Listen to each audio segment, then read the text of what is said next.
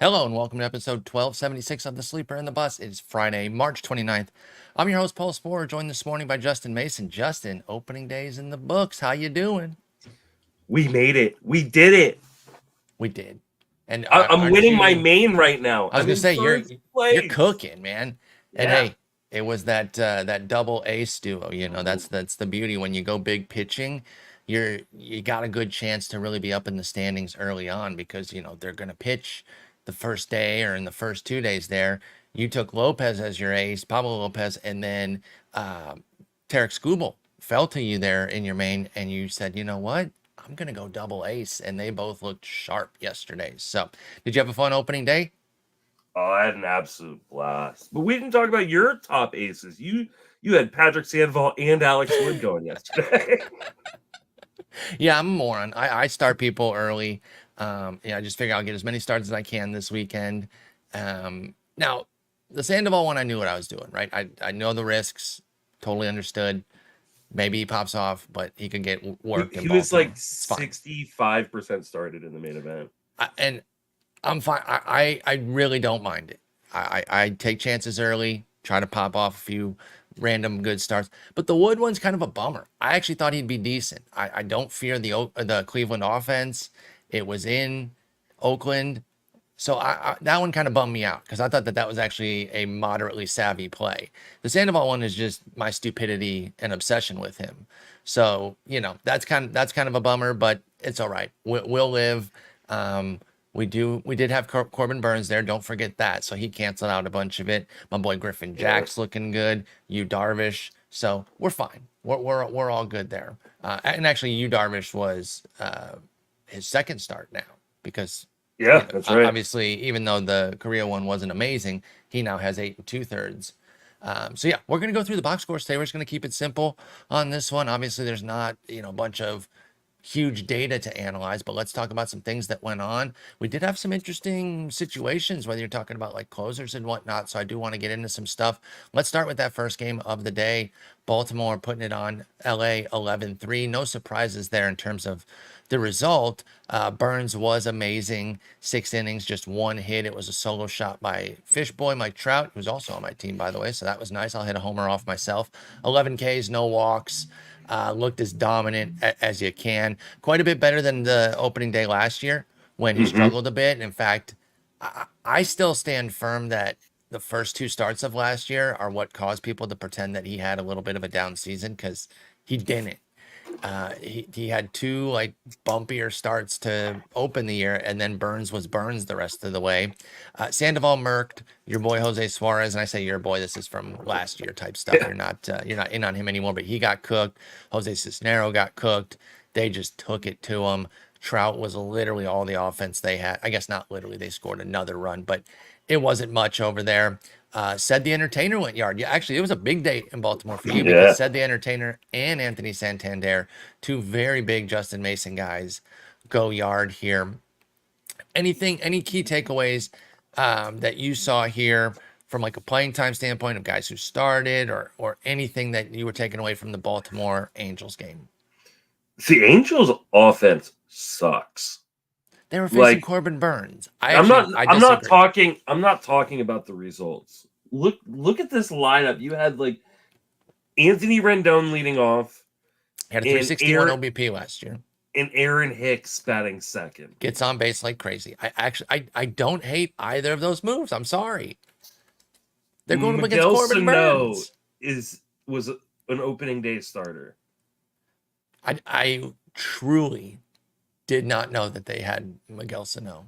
I did, but only because I'm in like that massive league where it's 30 teams. The 30 teamer, yeah. You've got a 26-man roster, a 40-man roster, and No, then I had literally no clue that he was on their team. But I will stand by the Rendon and Hicks starts. 361 and 353 OBPs from those 2 guys last year. Now they played like a combined 110 games, so I understand that. But those are good players. They get on base. And as somebody that has a lot of Mike Trout, I got him in both my mains. I don't mind those 2 ahead of him. Now, again, they're facing Corbin Burns. Taylor Ward's I'm not talking I'm not talking about the results. Like the result, you're going up against Corbin Burns in Baltimore. Yeah, he's amped to the hilt. Just it's just a cooking. hard park to hit out of anyways. Like that Mike Trout shot was like, oh my God. Like I was live on the air, I was doing the FWFP podcast with Ray Coon, and like, and of course, because I'm like, I've got PTSD from last year I with was going to Michael say none of Kopech. your Like, starters got absolutely obliterated while recording a podcast on opening day this year. well, like the first thing that happens, like, is Mike Trout hits that home run, and I go, "Oh no, Here we this go is again. gonna happen again. It's gonna happen to Corbin Burns." But like, yeah, that was a shot. Like, and that left like the hardest part of the ballpark to get out of. Like, Yeah, it was just an absolute moonshot. I hope I don't have Mike Trout on a lot of teams. I hope he stays healthy. I really just, I I do hope, too. I hope he has like a season where he like hits 50 home runs with a 300 batting average and like And 20 stolen bases, and we're like, oh, Mike Trout's back in the first round. that's what I went for, was that his talent is still sky high. He's a 5th round guy that I'm getting now, Mike Trout. You'd never expect that in the universe, and so why not let it fly? And so I went for it with Mike Trout, and it felt, obviously immediately felt good with the homer that he hit there. We'll see how it goes. He needs to stay healthy. It's not about the Yeah, talent with him, it's about the health piece. Now, they were facing lefty, Baltimore was, so this is not their, consistent lineup. Jordan Westberg did still get the start, though. Are you encouraged by that? Because he moved to DH. Now, he's a righty, so he should start against lefties, but he moved off of second base so that Jorge Mateo can get in. That's probably the bigger news. And he went 1 for 3 with 2 runs scored and a stolen base. Were you in on Mateo this year? You've been a longtime fan. Did you jump back in? I mean, he was dirt cheap this year. I personally wasn't. We've talked him up over the years. He wasn't a guy for me this year. What did you think of Mateo starting, though? I was a little surprised he was starting, but then you kind of look at, like, Baltimore's team should be better than this, considering all the talent they have in the minors right now. It will be better than this at some point when they bring up guys like Kobe Mayo and Jackson Holiday. Yeah, Yeah. so I don't think I have much Mateo. I've got one share. I don't even have one, I don't think. In a draft champions, just because I was afraid like where the playing time is going to come from. But I mean, he did start out super hot last year. Remember, like everybody was like, "Oh, look," and he's made changes, and then they all disappeared. Didn't buy it. So let's try to remember that, next week when we're talking about somebody who's batting like 600, and Never will. People no, will always do it we'll forget. all the time. And of course depends who it is and what they're doing. But even somebody like Mateo, who had shown some changes, it was tough to be fully bought in because can he maintain the strikeout rates? What it is too is when you do see somebody change, it's kind of a good idea to talk about this as we get into the season. When you see somebody with a change, you can start to believe in it, at the cutoff points, whatever, depending on the stat, there's certain cutoff points where they gets more believable. But what you really need to do is be mindful of what happens when they first struggle. Do they immediately revert back to the guy that they were, and then they fall back into all their old habits? And that's what I think happened with Mateo. He wasn't striking out. He was actually showing some improvements there. Hits his first little skid, boom, immediately dips back to the guy he was and falls apart. So that's what you have to kind of be careful with that. But anyway, looking at this Baltimore team, they went off. Nothing terribly surprising as far as the lineup, except maybe Mateo starting, but it was a lefty. I guess, does that mean that Tony Kemp would have started? I think so. So I mean, we'll see more. Did they play today, or did they play? Are they off today? I believe that. Well, no, Baltimore needs the buffer days, so I don't know if they played today. Because the weather was nice there yesterday, but you don't know when they're creating the schedule. They don't know. So yeah, they're off today. Okay. It's all the places that have the potential weather scare that don't play today. But thankfully, Which is funny because California games are going to get rained out a bunch this weekend. Oh, really? I mean, that's yeah, funny. Yeah, because you think that that's going to be the safe spot. Yeah. So there's an atmospheric river coming through. Oh, wonderful. And they're expecting probably maybe even today games in like Southern California and Northern Really? California, to get rained out. So Dodgers and San Diego are hosting. and so are the A's. Well, that's not Southern California, is it? well, Southern and Northern California are going to get. Oh, you said Southern and Northern. Sorry, I thought you said Southern.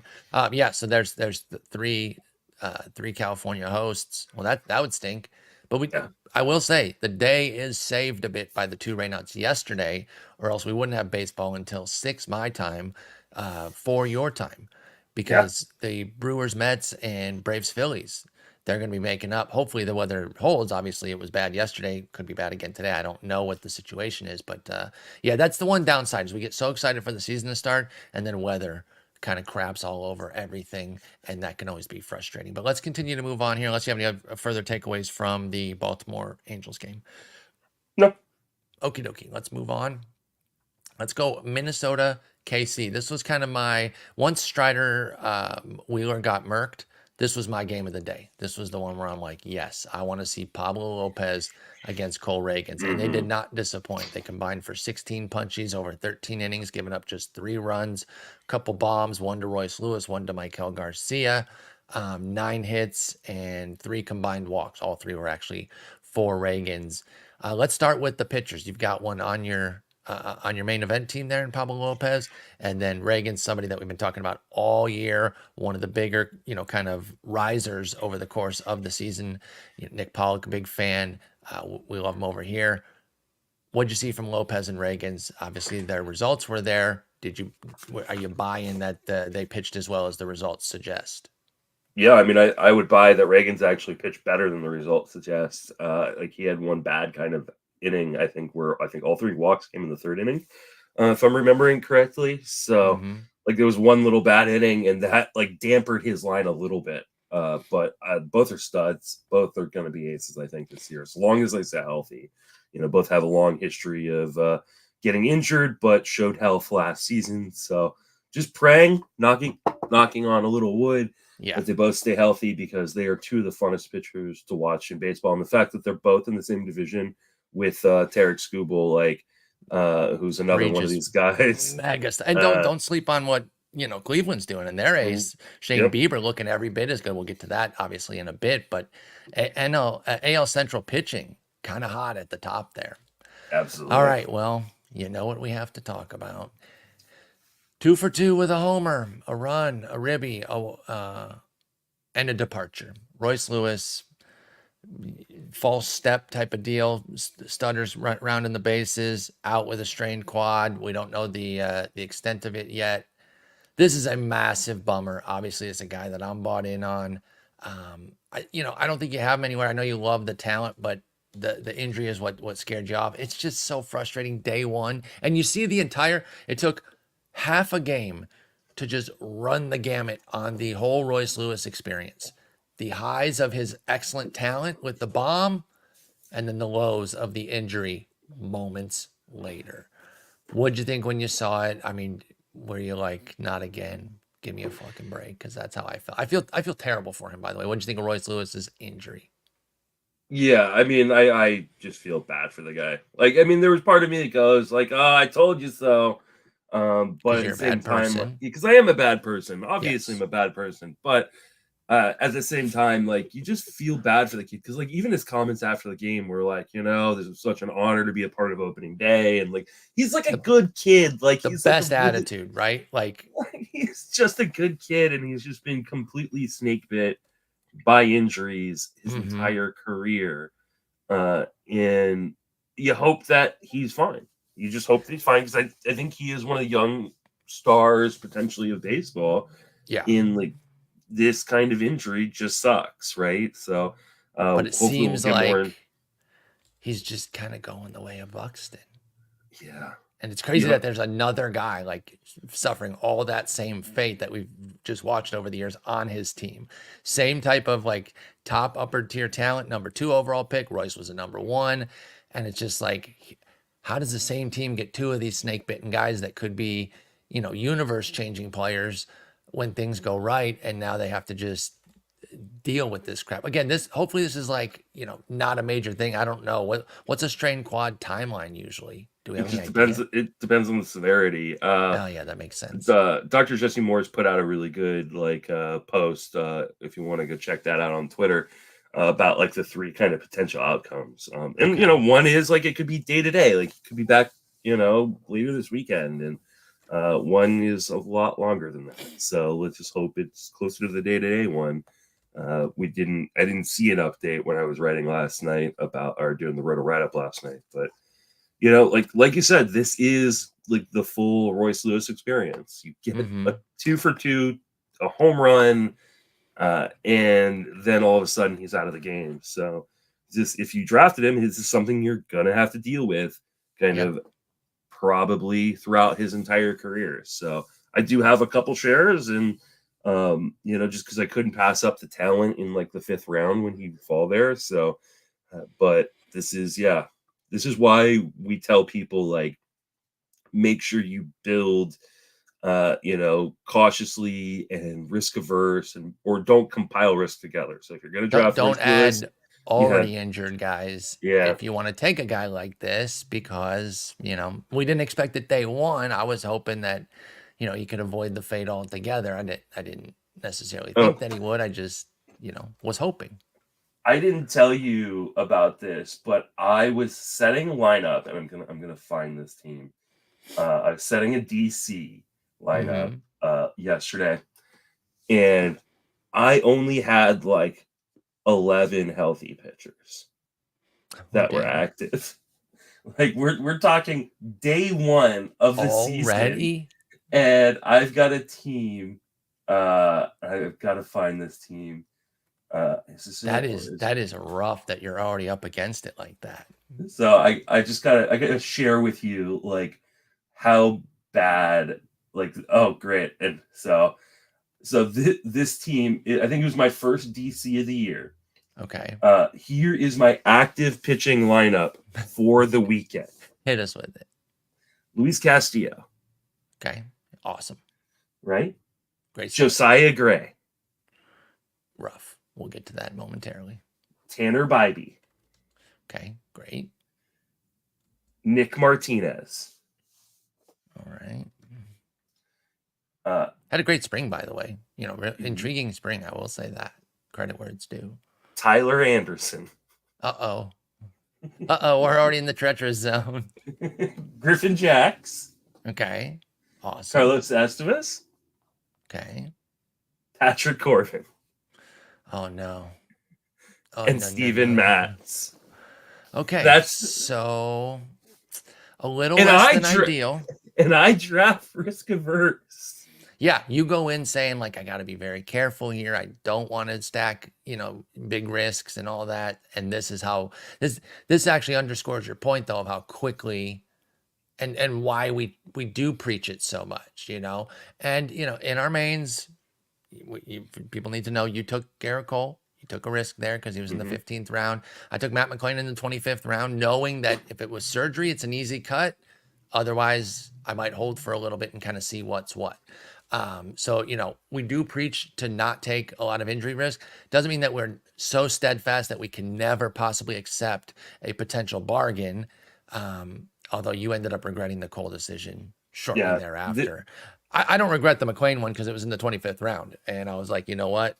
It's going to be an easy choice one way or the other. Well, especially with the Yankees putting Garrett Cole in the 60-day IL. It's like, okay, now I know for sure. I'm going to kind of play it week by week. So I'm going to try not to if I can afford not to. But if I kind of depends what's available this week. Because if there's do you have an obvious other cut right now for this weekend? I'm sure I do. I'm bringing up my lineup right now. Because I'm just wondering, obviously this first weekend is only going to be I've got 4 days. I've got Daniel Hudson. So. Okay. Oh yeah, who you only got for the win gambit, gambit, excuse me. And so if there's not too many guys you want, that'll be an easy situation. Plus, if the Brewers can win a couple games this weekend, then I'll have a better idea of maybe who the closer is. I could cut Abner Uribe if he's not the dude. Okay. Okay. So I've got you Yimi might not Garcia. be up against it. Yeah. So, and I also one of the guys I drafted because he had a 2-start week, and he's not a guy that I would normally start in Brady Singer. So Brady Singer goes to Baltimore, and then he's home versus the White Sox. So you've actually got some situations there where you might actually be able to work around Cole for, like you said, a little bit, because you're saying Yeah, you're going to take it week to week, and that actually makes some sense there, that you're not going to have to be super aggro on it. Okay, that checks out. Then I think you'll be able to kind of finagle that I and see did what's what. have both Michael Conforto and Eddie Rosario sitting on my bench yesterday, so that was a little bit of a bummer. Oh, did they both do some They both damage? go yard, yeah. Yeah, Conforto That's went always a 3 for bummer. 4 with a home run, and then Rosario went 1 for 3 with a home run. I wonder if we could see, a healthy Conforto like actually do some damage. That would be fun. I That'd be liked nice. healthy Conforto. We're years removed from that, but I do like healthy Conforto. All right, let's finish up on this Minnesota KC game real quick. It goes Pablo Lopez, Brock Stewart, Griffin Jacks. That's the first one. Now, Griffin Jacks fans, I implore you, as one of them myself, do not go running around talking about how smart we are. This is one game. It's Yeah, awesome. We got the save. I feel good. I leaned on him as the guy. I overdrafted him, in my opinion. I think 15th round was a little too high in you my did main, over. Yeah, but so far so good. And at least I took a guy who's playing right now in the 15th round, Justin. How about that? My 15th round pick isn't on the 60-day IL. that's true. That's very true. Okay. So before you Hmm. go, no. Let's talk in 2 months though, and see who's still Correct. on whose name. Correct. And so do you believe that Rocco's gonna just kind of shuffle, or are you taking anything from this if you see the Stewart Jacks usage? Where would you be at if you had Griffin Jacks? I mean, I feel pretty good because you at least know that he's got a share of the job, right? Like, I mean, Yeah, they brought which I Brock felt Stewart. comfortable with, Yeah, day they one. brought But Brock Stewart in the eighth, and then they brought in Chris Stratton. Almost blew the save opportunity yeah, by getting because cooked. by getting cooked. Though it wasn't really his fault. It was the defense kind of let him down Oh, quite a okay. bit. I wasn't watching, Um, so I didn't know that. yeah, there was a bad defensive play that kind of cost them. Uh, but yeah, and then they brought in Griffin Jacks for the night. So at least Griffin Jacks is going to have a share of this role and potentially the entire role. So it would have been really funny if they had if Stratton had given up one more run and it was no longer a save opportunity, if they just brought Brock Stewart back out for the ninth. And then all of a sudden he gets the save and everybody starts freaking out that wasn't watching the game and saw exactly what happened. Mhm. But I think we'll get to hopefully see at least one more save opportunity this weekend to kind of have a better idea. Because if Griffin Jacks gets the next save, then I go, okay, well, I'm probably going to drop my Brock Stewart shares. Yeah, I think I do think two in a row would be enough for me to move on that quickly. Yeah. And that is a situation where, at least me and I think you as well, like I'm gonna move pretty quickly on closer specs. I don't want to Hmm. be holding these guys too long. So if it is two in a row for, especially if Stewart pitches the eighth too, like if Yeah. they go this same exact route twice, then I really am thinking like, okay, then I'm just moving on here. I'm not gonna. Especially because there is a big closer spec that people are going to be spending a lot of money this weekend on And that takes us in to our the next next game. game. Yeah. Yeah, let's go ahead and do that. See that You got transition right there? I'm a pro. that's professional stuff right there. My Yeah. Detroit Tigers win 1-0 against the White Sox. This was a hell of a game. The two lefties dueling, Tarek Skubal versus Garrett Crochet. They both looked amazing. Just the one run allowed by Crochet was enough, but he allows 5 hits, no walks, 8 Ks in 6 innings of work, 87 pitches, 6 innings of shutout ball for Scoobs. 3 hits, no walks, 6 Ks on 83 pitches. They were both just absolutely cooking. Now, part of that is crappy offenses, but make no mistake, they were pitching very well too. Yeah.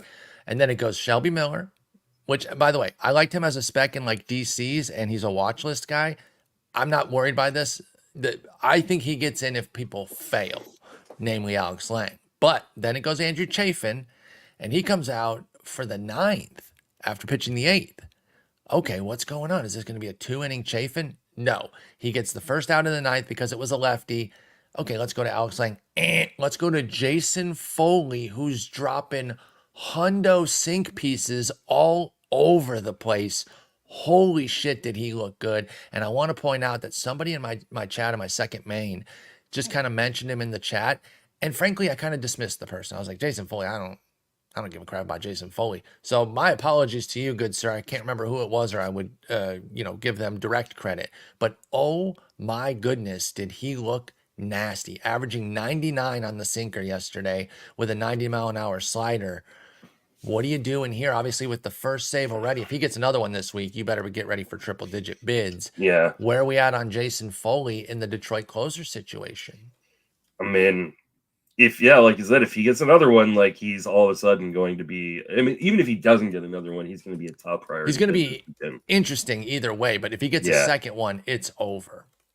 For instance, so while you were doing your main and neglecting to draft a second closer, I was doing my auction and I neglected to draft a second closer. I wouldn't say neglected it, just the prices were hot and I had hitters I liked. And that's pretty much what happened to me. Like, I spent so much on pitching early on that I went, okay, I can't really afford to get a second closer at this point because they were just going for even third, fourth tier closers were going for like $15-20. Like, I was just like, I just can't afford this.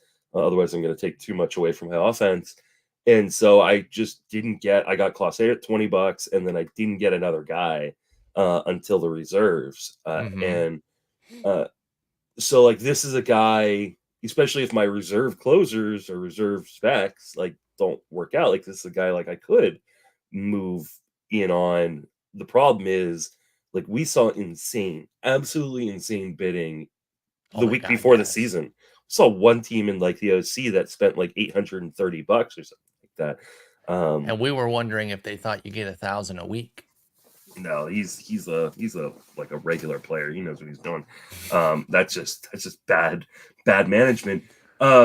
So yeah, I mean, I think if Foley looks like he's the guy because he gets another save, yeah, I don't like spending triple digits at all, but I think this is one I would do because you potentially get what looks like a fantastic closer for the rest of the season. So I wouldn't have a problem with people making triple digit bids, or even like $300 bids. Like if you're needy for closer, like, this could be a dude.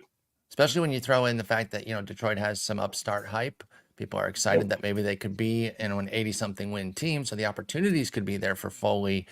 And yeah, I mean, he's been like known as kind of just a ground baller, control guy, but that's 3 miles extra on his sinker there at 100. And I mean, you're probably not going to get Ks, but you can do a lot of damage with a 100-mile-an-hour sinker that you can command. That's the thing. Like, he's different than your Jordan Hickses and your Brusdar Gratteralls in that he actually commands his stuff.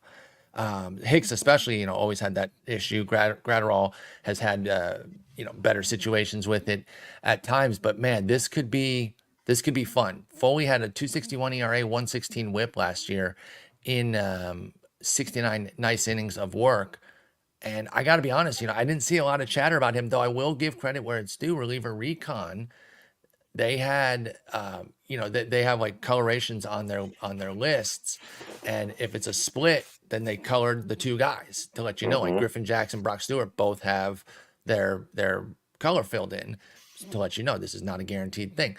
Lang and Foley both do too. Now, in fairness, I don't know if this was just after Foley got the save I don't or think not. it was. I don't think it was coming in yesterday, but I think it might have been, actually, because I checked it. I checked it so fast. I checked it as soon as Foley was in.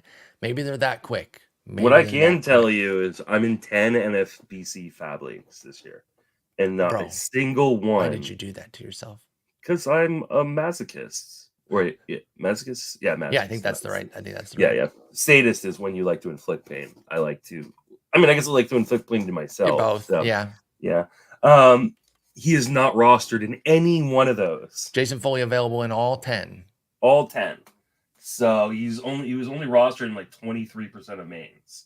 That's what I was gonna ask next, and I'll check TGFBI then. He will be the top pickup this weekend. And like closers, 28% of TGFBI too. What'd you say for Maine? 23%. 23, yeah. So yeah, just about a quarter. I remember sitting in my auction, going like, "Oh man, should I just go take a shot on Jason Foley?" And I was like, "Nah, he's not the guy." I can't pretend that I even gave him. Like I said, somebody even mentioned him because they knew I needed saves. And credit to that person, they tried. They tried to help me.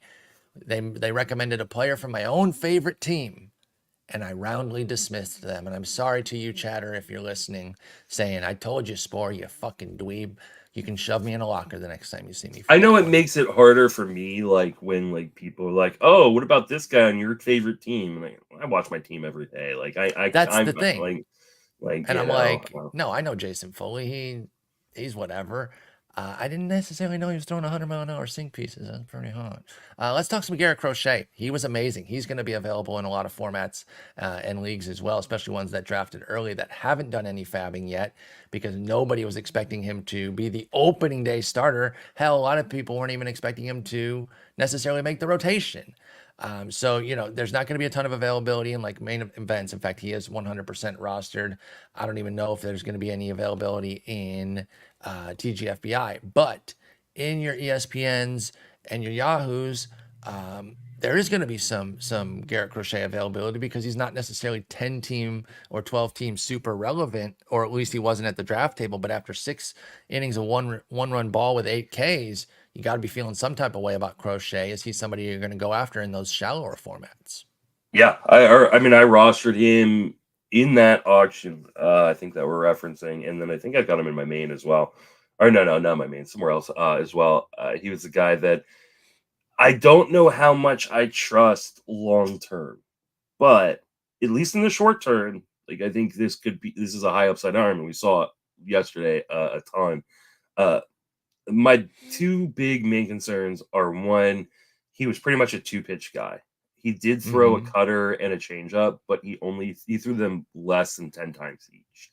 So he's mostly kind of fastball slider, right? So I worry that if that becomes kind of the norm for him, that he becomes a little bit more predictable. Now, both of those pitches are fantastic, so I think he can get away with it for quite a while. But I would love to see like more usage of especially the changeup. The other concern is how many innings can we get from Garrett Crochet? Like, obviously, he's a guy. Wait. Before you go too far on that, who cares? If we're picking a waiver guy up, we don't need to worry about the full No, I'm just saying, season. but long term, like that's why I was saying, like my long term concerns. I don't have short term concerns. I think he's going to be really, really good. I mean, I guess if I had a short term concern, it's that the White Sox suck. That's so a fair concern. Wins could be a problem, but for me, like I think you ride until the wheels fall off. Because I think this is also a guy that they may say, listen, you're no longer like 23, 24. We're not going to baby you. We're just going to let you go, and we're going to see what happens. Kill him. But, I mean, it's the White Sox. Well, they are inept, yes. Yeah. So he's age 25 season here. Now, do you think that having a start against Atlanta next week keeps Garrett Crochet's prices in check at all? No. No. I mean, I can't imagine he's maybe in, because that's the only leagues he's only going to be available in shallower leagues. Yeah, he's 100% rostered in the main, 93% in TGFBI. So he's not available in leagues that we're drafting this week and everything that are deeper, that are 15 teams. But in 10s and 12s, I think he's still going to be out there, and some people are going to see this dominant start. I think if you can get a decent price on Crochet, cool. But if people keep him at like a pretty high price with Atlanta this week, you're not using him for that start anyway. And if you are in a format like Labor, where when you pick somebody up, you have to put him in the rotation right away, then I would not pick up Crochet. I'm not taking the Atlanta start because I don't know if there's enough juice beyond that to potentially take the hit here. Because what could happen is he could get blasted this week against Atlanta, and then you need like 2 or 3 good starts from Garrett Crochet to even get back to even. But I know that that's not a super common format where you have to play the guy immediately. I'm just saying, in those cases, a lot of super common formats are like leagues with only like 3 or 4 bench spots where you are playing a lot of these guys. Yeah, you're putting the Patrick Sandoval's in your lineup or the Alex Woods in your lineup, right away, because you don't have the kind of the spots to not, churn those spots. So, I would not start him versus Atlanta. That is for sure. But I think he is pretty much a must pick up in most formats. So he's a pickup and stash for a week. Yep, that's where I'm at with Garrett Crochet. I'm intrigued, but as you mentioned, 2-pitch, long-term inning concerns, but short-term, I'm in because I'll worry about the long-term later. All right, moving on. Anything else from this game? There really wasn't a whole lot of offense. Anything lineup wise? Andy Ibanez started in the leadoff spot because it was a lefty for the Tigers. And then Carpenter came in to pinch hit and then turned third base over to Urshela. Anything else from this Detroit White Sox game? The White Sox brought in Michael Kopech in the 8th inning when they were down. He may not be the closer. I know a lot of people. They never said he was. People were just kind of specking on him, and that spec price went up. Yeah. I think Brebbia is still the guy. So, and I mean, who knows? It may be a complete kind of committee situation, and they did bring in Dominic Leone, who has a little bit of closer experience in the 9th, but they were still down, right? Brebbia never entered the game. Jordan Leisure never entered the game. So if you are looking for hints on who the closer is or who the closer isn't, I would say the first hint is that they brought in Kopech in the 8th inning and not in the 9th inning. Yeah. I wouldn't. Now, let me just ask you. I guess we're going to get a few more games on Saturday and Sunday, so you'll get some info there. But let's say he doesn't pitch the rest of the weekend. Would you be cutting Kopech? Yeah, probably. Let's say they get blown out. I mean, obviously, I'm wish casting on that one. But let's say they get blown out twice. Yeah, I probably would cut Kopech, yeah. Okay. Yeah, I don't know if that's out of pocket. I really don't. Because, again, he was not named. This was just something that people were specking on. And once he moved to the bullpen for Garrett Crochet, people were like, oh, my God, he's throwing 100. He looks awesome. I think there's no guarantee they don't want him to be a multi-inning reliever. Exactly. Either. Since he is transitioning from starting, Kopech might be more valuable going 2 to 4 innings consistently as opposed to being saved for the 9th. So I agree to that end. So we'll see what happens there. Javi Baez did get a steal. Nice. How cool is that?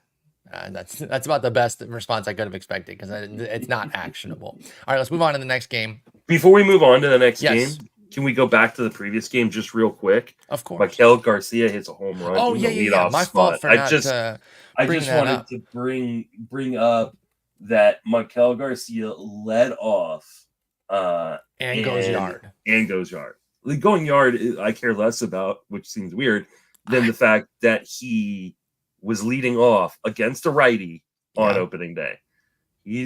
That's right. That is a really, really good sign. There was a lot of hype. His price was skyrocketing, and a lot of it was power spec. People were saying, "Oh, hey, Maikel Garcia could add more power here. There's more power in this bat, despite only hitting 4 homers last year." And here we are, opening day, leading off, going yard against Pablo Lopez. That is a big deal. And so you got to be excited there. Now, he's going to be somebody, Maikel Garcia, who is available in shallower formats. I imagine that you're going to be advocating scooping him, yeah? Yeah, absolutely. Okay. If he's available, this is a guy who's got, a little bit of pop, but a whole bunch of speed. Good contact skills, and leading off for a team that I think is going to win the NL Central. Well, that'll be interesting. Or the AL Central. Yeah. I had to do it. I'm tired. I was up till 2:00 in the morning and got up at 5:30 to record. So yeah, I'm a little tired today. Let's move on to Yankees Astros here. Yankees win 5-4. They overcome a 4-0 deficit. They were down 4-0 by the second inning, and they chiseled away, got 3 in the 5th, and then 1 in the 6th and 7th to win. And then Soto threw out the game tying run at home, so that was pretty exciting there. But they go into Houston, they get the dub. Neither starter looked particularly good. Cortez, Valdez, couple lefties. I know some people were sitting Cortez. I think you were among them. You decided to go ahead and sit Cortez in Houston. I sat him in my man. Which, easy to say now, but even at the time, I'm like, I can get behind that. Like, Cortez is not some must-start sort of guy. I definitely understand sitting him in Houston. Now, there were some people that were saying, well, should I sit Valdez? That I did not agree with. Now, he had 6 walks. It's 1 start. It's 4 2/3. Any concern off of that? No. Okay. 1 start. I don't either. So I'm not, I'm just asking just to see where you're at. I don't have any concern either, though. I I still love Valdez. It's just that's very uncharacteristic of him to drop 6 walks. But the Yankees are a good team and they're a patient team too. 3 walks to Volpe. How about that? I don't know if all three, because Presley and Scott, who's T. Scott? Oh, Taylor Scott. They each had a walk as well. So I don't know if one of those Volpe walks came against those guys, but he had 3 walks yesterday. Um, let's see here. So Clay Holmes gets the save. That's as expected. Josh Hader did come in and threw a perfect ninth with 3 punchies. So that's great. But Volpe, only one of the walks came against Valdez. Seth Martinez had one too. So he got walks. Yeah. Well, that's kind of interesting and almost better because the other guys that had walks were all righties. So that Yeah. means he took 2 of the 3 walks against right-handers, and he went 1 for 2 with 3 walks and a ribby. Not a bad little day there for Volpe. He was somebody I really liked. I will tell you, what really intrigued me, and I did almost take him. This was another guy that was mentioned in my chat by one of my friends. I almost took Oswaldo Cabrera, but I got irked by the stupid John Birdie move. Them bringing him in, and I'm like, are they going to play John Birdie? Oswaldo Cabrera gets the day 1 start against a lefty, and Birdie's a right-hander, so he could have easily gotten that start. But it is Cabrera. He goes 2 for 4 with 2 runs, a ribby, and a bomb, batting 9th. Goes yard off of Rafael Montero, a righty there, and he's a switch hitter. I loved Oswaldo Cabrera last year. If he plays another couple of these games, I'm in. Yeah. Yeah. I mean, for me, the Birdie trade kind of came really, really late. Like last second. Yeah, like literally last second. So it may just be a matter of like they're giving other guys an opportunity to get in that have already been with the team and want him to maybe, have a little bit more practice on the infield with. Counterpoint, Birdie isn't that good at baseball. Yeah, I don't think you're wrong. Honestly, it's the wrong time to do that. He was pretty decent last year. He's a 103 WRC plus, in fairness.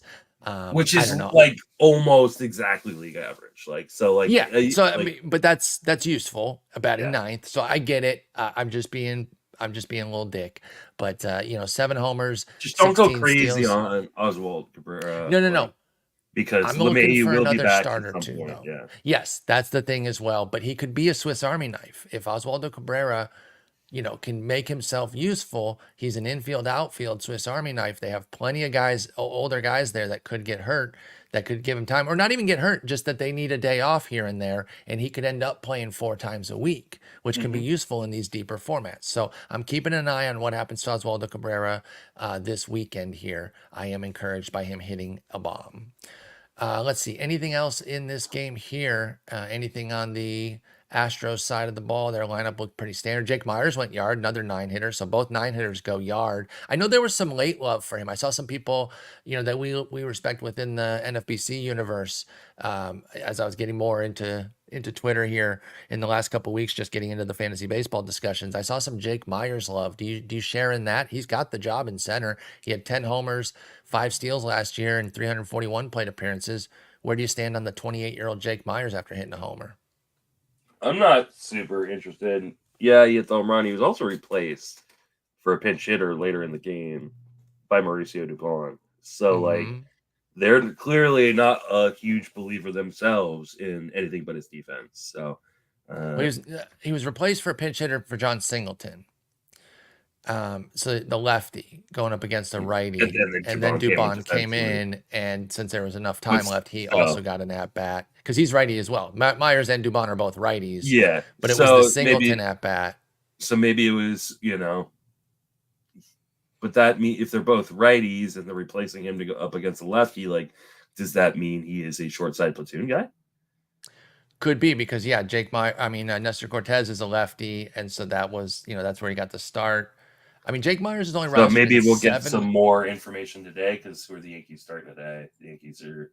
They only have another lefty Rodon. Another lefty. So, but then 2 righties over the weekend. Yeah, so we'll get more information if he's not starting versus both righties over the weekend. Then we have a problem. What if he starts against one? Jake Myers is 7% rostered. Are you intrigued? Because again, Dubon doesn't necessarily have to be the guy because he's a right-hander. So yeah. I mean, I'm not a big Jake Myers guy, but are you a Dubon guy though? No, I'm not. I'm not a Dubon guy at all. Okay. But I mean, there's a lot of depth on the waiver wire in outfield, but kind of Well, guy. and one of the big things that I've noticed these past couple of years, well, I guess just 2 years, right? So I guess past couple of years would still at work, Paul, you idiot. But one of the things I've noticed is that these waiver wires and these 15 teamers, they have a lot more hitting because of the NLDH. Now Yeah. we're talking about AL guys, but we're just seeing more bats out there than we are pitchers. And so, you don't have to jump at somebody like Jake Myers, even if he does start 3 out of 4, if you're not that interested, even in Oswaldo Cabrera. But anytime a starter does anything, he throws a 5 inning gem, you got to go get him because there's nothing out there. At least that's the Yeah. way it was these last couple of years. So we'll see if Mhm. that this year keeps that trend. But I'll be keeping an eye on that Jake Myers thing. Like I said, I saw him getting a little run in Twitter circles, fantasy Twitter circles, and I'm gonna keep tabs on it because he could be a little bit of power, a little bit of speed. Anything else in Yankees Astros? I don't think so. All right, I'm let's just go kind to of the looking. let's go to the 12-inning game here in Miami. Pittsburgh winning 6-5 in 12. Jesus Luzardo against Mitch Keller. Luzardo looked great, at least statistically. I wasn't watching that game. 5 innings of 2-hit ball. Looks like he allowed a home run to Brian Reynolds, and then 8 Ks, 2 walks. Not bad at all. Keller, bumpy. 7 hits, 2 walks, 5 runs, 4 of them earned, 3 Ks, and 5 2/3 for him. Keller blows, that's kind of a start you want to see him do well in, going up against Miami in Miami. So that's a bummer for those that were pretty hyped on him. Anything from the two starters, Luzardo and Keller? I think these are both indicative of who these guys kind of are. Like Keller can get you a bunch of strikeouts and he can go deep into games, and he can also like get hit around and walk too many guys. And uh, so kind of take the good with the bad if you're going to roster a guy like Mitch Keller. And Luzardo is elite when he's on, but he makes mistakes inside of the zone. And that's what that home run was to Brian Reynolds. I think these are both guys with tremendous amount of upside, but also some volatility. That the reason I was out on Luzardo was the price. Like I think Yes. the price did not factor in, just how risky he can be at times. Whereas like I did draft Keller in a couple of spots where like I was like behind in strikeouts, and like all of a sudden I'm like, okay, well I know Mitch Keller is going to get me 200 plus strikeouts this year. Do I we know know I'm that? You think yeah. he's going to get 200 plus, Mitch Oh Keller? yeah. Yeah, Mitch Keller will get. Okay. I mean, as long as he's healthy. Obviously, health is I mean, 210 last year was hot. I think he's going to eat the volume is going to be there. yeah, and Okay. I mean, he's he's gonna get strikeouts when he's pitching, and so as long as He's a guy I think I've fallen a little bit behind on it. I got a little bit of a blind spot where I liked him coming up. Big fan of Mitch Keller as a prospect. And then over the course of these first few years as a major leaguer, I don't know, I've just kind of fallen off of him a little bit. And I think that might be a failing on my part. I think I'm got a blind spot for him, like I said. probably a So Pittsburgh thing because Pittsburgh is just has not been their super development interesting. Yeah, sucks. I mean, Yeah. even you look at like this is a team that I guess I didn't realize I was the only person on the Fangraph staff to pick Pittsburgh to make the playoffs. That's kind of dope though. It's fun to be out on a wire.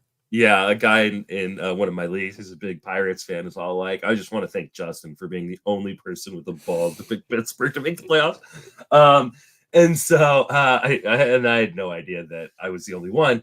But like I can understand why no one else did, because you look at the rest of this rotation and it's like, okay, it's Mitch Keller, it's Jared Jones, great, We but do it's love also him. Martin Perez and Bailey Falter, Marco Bailey Falter, Marco Gonzalez. Gonzalez. It's like, But it like will be Skeens. yeah, it And will so be there's some Skeens at some excitement point. there. Yeah. So, but Mitch Keller's one of those guys where I'm trying to think of a really good comp of a guy that like an older time guy, but he's a guy who can potentially throw 200 innings. He threw 194 last year and threw 159 the year before, and he gets strikeouts. Strikeout an inning type of guy. He's So just he kind could, of a boring volume guy, which there's yeah, nothing wrong with that. And we play a it's lot of deeper in a good park, formats. in a good park that on a team that I think is going to be pretty good this year, good enough to, I think, make the playoffs. So, yeah, Mitch Keller's he's fine. Like, and I don't think the price was out of pocket. It's like a Whereas, Jeff Samardzija. I think that is a good one. Yeah. So, Sorry, just smacked the shit out of my knee. Guys don't have long legs. You gangle yeah, all over the place. Long legs are stupid. They're a bit overrated. I got to be honest. They get in the way of everything. But yeah, okay. So Keller, you don't freak out over this start. The bottom line is I want to make sure no one freaks out. If you drafted him, you love him. You just eat this one and you move on. I think there were some people who are like, "Oh, Mitch Keller's going to be an ace." I don't think Mitch Keller's going to be an ace. I think he's going to probably have like a 4 ERA whip that isn't super.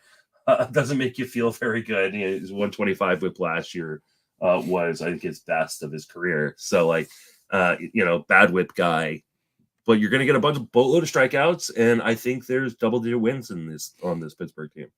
Okie dokie. I think that's totally fair. And again, stick with him. Don't jump off the train with Mitch Keller. All right, Edward Olivares had a homer. That's our boy. Hit one off Andrew Nardi. Nard Dog, man, I was talking about him as maybe somebody to look at with Tanner Scott's spring struggles. He was even worse, and he got crushed here. I'm off that. If I'm specking off of Tanner Scott, I'm now on the Anthony Bender train. I just want to be clear on that. But they went in the order of Nardi, Bender, Sixto, and Scott. And Sixto actually blew the save. So then Scott came in for a struggle inning, no hits but 2 walks. Did get 2 Ks though, and then this guy Declan Cronin comes in for 3 nice innings. Nothing fantasy relevant about it, but he came in and helped them out. Got three nice innings. He did lose the game, but he did throw 3 innings there. That was kind of interesting. What about our boy Edward Olivares hitting a homer? Any chance to get back in on? It was a pinch hit homer, so he didn't start against the lefty, which is kind of damning, right? Because if he was going to start, you would think it would have been against a left-hander who played the outfield. Oh, Connor Joe, fucking Connor Joe, dude, and Michael A. Taylor. Connor Joe led off. Yeah, he walked twice. Yeah, that is not. Yeah, yeah, he did. And Michael Taylor, who plays amazing defense, and so that's I get it. Yeah. So that's not good for our boy. No, I don't. Think it is. You know what is good? Not necessarily that he's our boy. Henry Davis batting 5th in this lineup. Yes. Which was really, really cool. Now Henry Davis is a right-hander, so I do want to see where he's batting in the lineup versus right-handed pitching. That will happen today. Yes. If he's in the lineup. I don't know if they're going to let him do back-to-backs as a catcher, so we'll see. They better. I would hope so. Well, it's another lefty, though. It's Puck, so it's another lefty anyway. So we won't get that info. So, it's opening weekend. He needs to be playing I would every hope so, one of these games, even as the Andrew catcher. McCutchen batting cleanup. That's a cheap guy. I don't have a problem with that. I thought he would against lefties. I just love that, like, he's batting cleanup on this Pittsburgh Pirates team because he's available in a lot of leagues. So he is. Yeah, I have no problem, and I think he will bat in the middle of the order still against righties too. So I agree. He was util only, and that might be why people weren't super keen on Andrew McCutchen. But I think he could be an interesting pickup, especially in weeks where they do have multiple lefties. I do think if you're playing the schedule, you could have looked at this and said, okay, well the Marlins do have at least 2 lefties off rip. And so maybe that would have been, a good 30th pick to maybe look at. In fact, Bailey Falter. Sorry. All of the Marlins, and Bailey Falter's on his team. Sorry, I was looking at the wrong thing. All of the Marlins are lefties this weekend. So we're not going to get any insights into where Henry Davis is going to bat against righties, even if he plays all 4 games, because it's Puck, Luzardo, Puck, Weathers, Rogers. So that's interesting. If Edward Olivares doesn't start a single one of these games, he's basically off the team then. Like, Jesus, that would be rough. I think he'll get at least 1 start. Why does he keep ending up in places where everyone hates him? My goodness, man, this guy, I don't know. He's gonna kill in the KBO one day. Absolutely. And we will join KBO leagues just to be able to roster Edward Absolutely. Olivares. A guy that had a steal that got no buzz. I heard nothing about Jesus Sanchez. 0 for 3 with a ribby. So did he have a sac fly? Or no, he could have been like an RBI ground out or something. Yeah, no sac fly from him. But he stole a base. So he got on base somehow, and then stole a base. Did you have any juice for Jesus Sanchez this year? I almost picked him in the reserve of my auction on Wednesday night, and I kind of, I still picked good guys. I just didn't start them apparently. Yeah, that's right. You had a bunch. You had Conforto and who else? What yard on your bench? Eddie Rosario. Oh yeah, damn. Great choices, Mason. You just leave him right on your bench.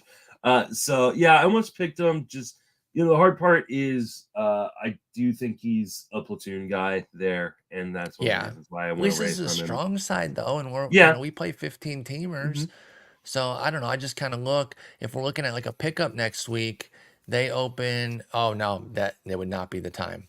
They get the Angels, Detmers, Tyler Anderson, Pablo Sandoval. So 3 of the 4 games are lefties there. And then when they face the Cardinals, or excuse me, they have 3 games against the Angels. All 3 are lefties. And then 3 games at the Cardinals, 1 is a lefty. So only 2 likely starts there. And even if he does start against a lefty, Jesus Sanchez, you're not really super excited about that. Yeah. What about then? Let's flip it on its head. What about Avisail Garcia as a potential pickup next week on a 1-week spec because of all these lefties? Yeah, I don't have a problem with that. I'm actually surprised that Garcia isn't just starting full time, considering they're paying him like $50 million. Yep. But good on them for like saying, "Hey, yeah, this is our most expensive player on our roster, but we're not going to start. We're not. He doesn't deserve to start." So I appreciate them throwing the money out the window. Literally and figuratively, apparently. So I'm not out on Avi. I'm not either. Dreadful last year. I drafted him in a bunch of DCs because he was going like pick 650.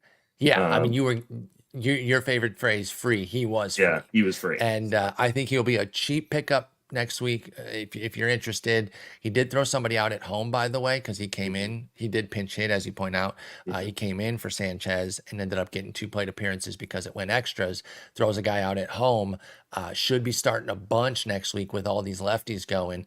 Could be a fun little $1-2 spec, Avisail Garcia. At least start in the first half. And in the NFBC, you can start Monday through Thursday and then figure out what you want to do Friday through Sunday there, which they only have 2 games because they have the buffer on Friday because St. Louis is home opener, and then it'll be Mats and Kyle Gibson on the weekend. So, okay. Anything else on this game? We got the full Tanner Scott experience. We did. Are you worried about him? Because he did have a bad spring, but he got better late in spring. And then, like I said, Nard Dog was horrendous. I think Bender's the guy that you want to look at if you're going to look at any sort of spec there.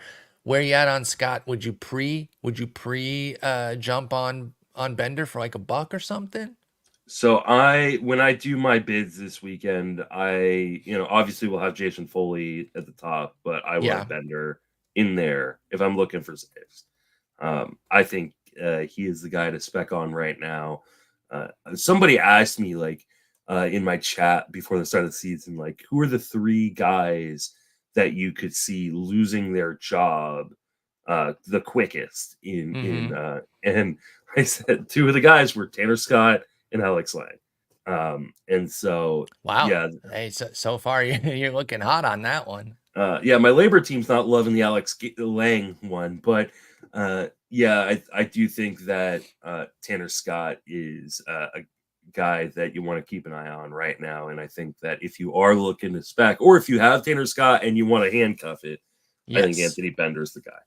I think that's even more important. Those of you that are people that already have Scott, you should get on the Bender train right now to protect yourselves. But if you're like you and I, who only got 1 closer in our main event, and we're looking for that second, Bender could be the fun guy to take a shot on.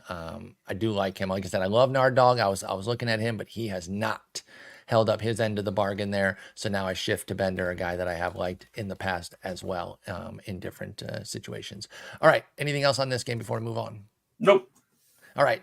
Out west we go. Your Giants lose 6-4 to the Padres. Darvish looked excellent, bounced back from the Korea bumpiness.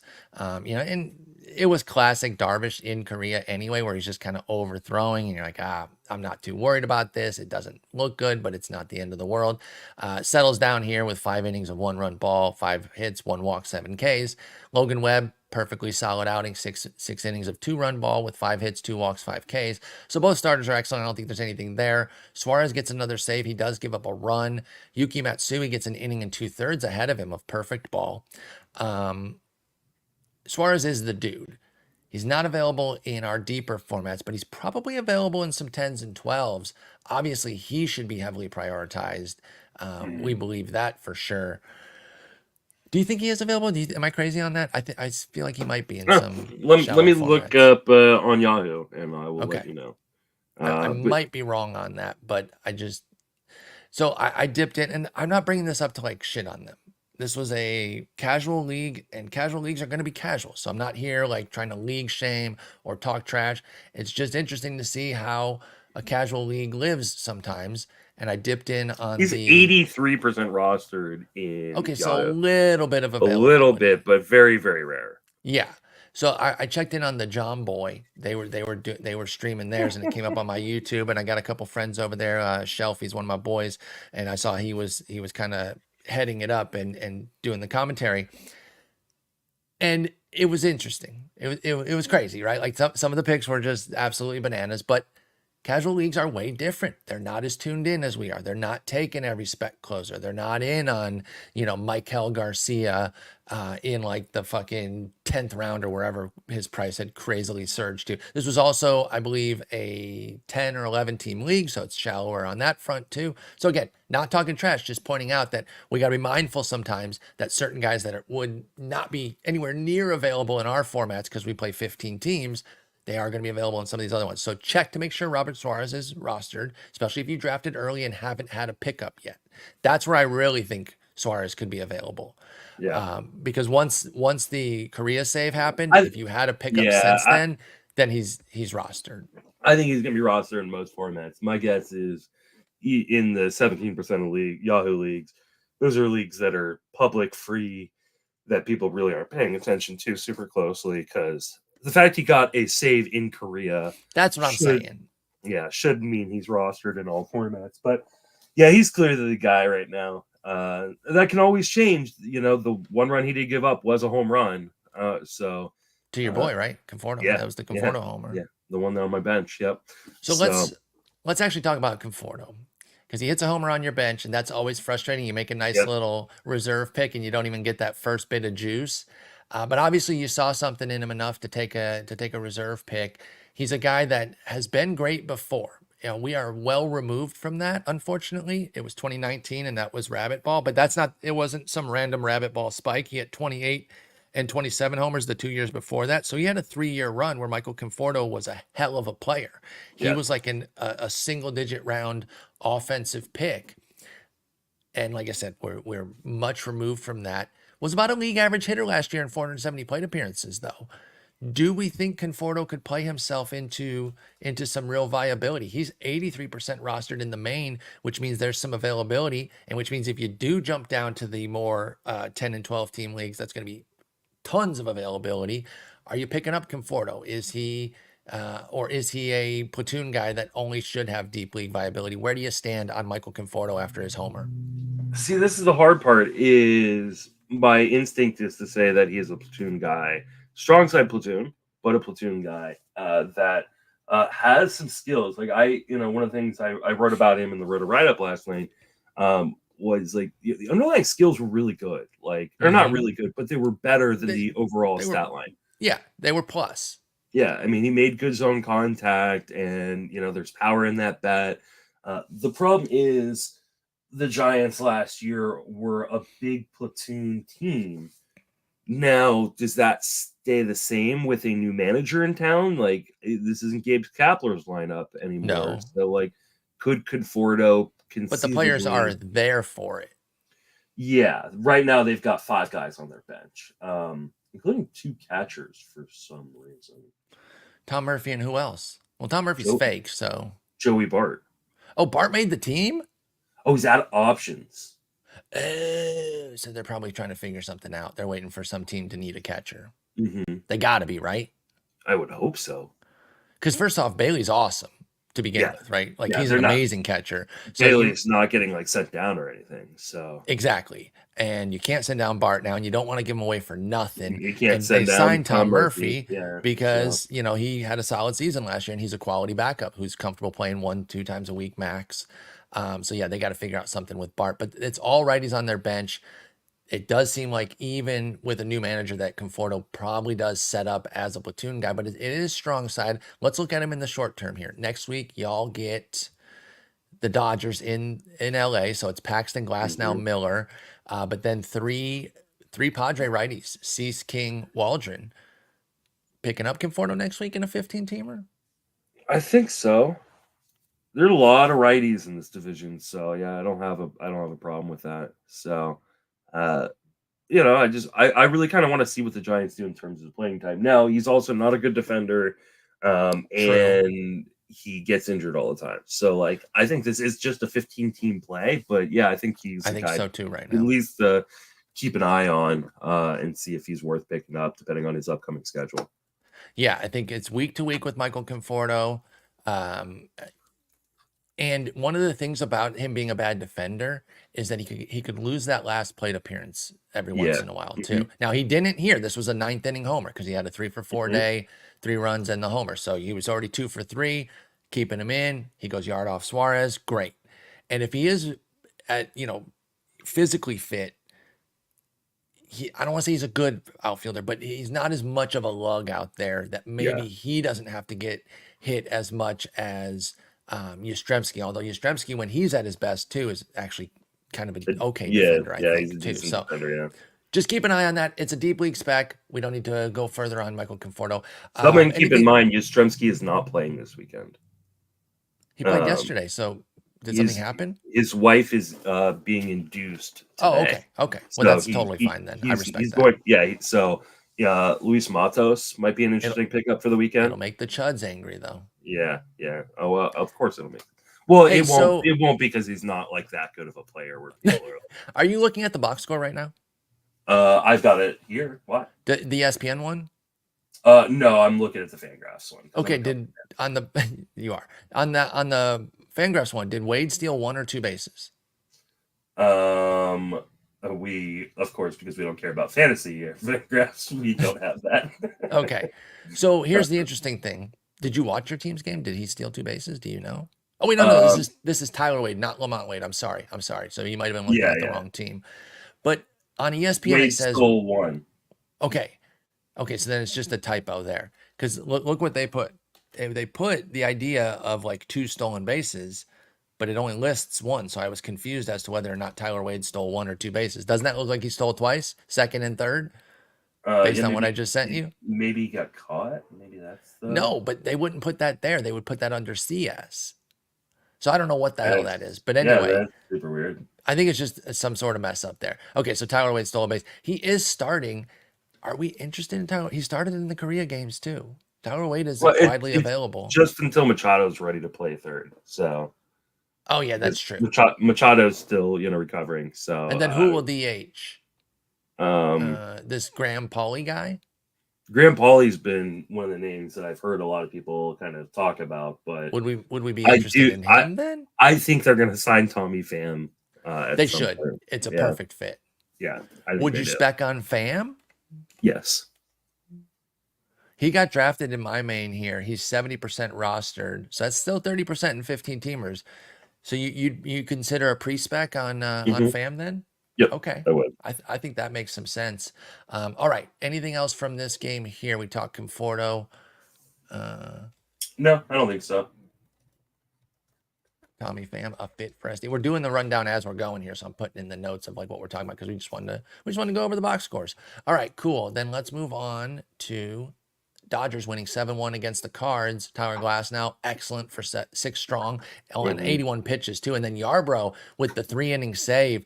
I mean, this is such a they didn't need a bullpen saver because obviously it was their first game of the year, or well, their third, but their first after a long time off.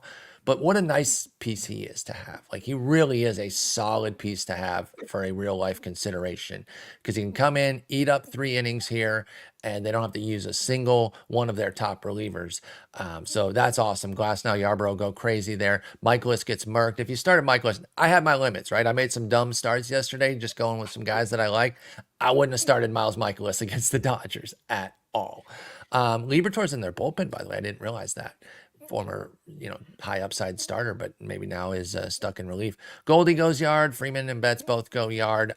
I don't. Not a lot of takeaways here. The Stars starred.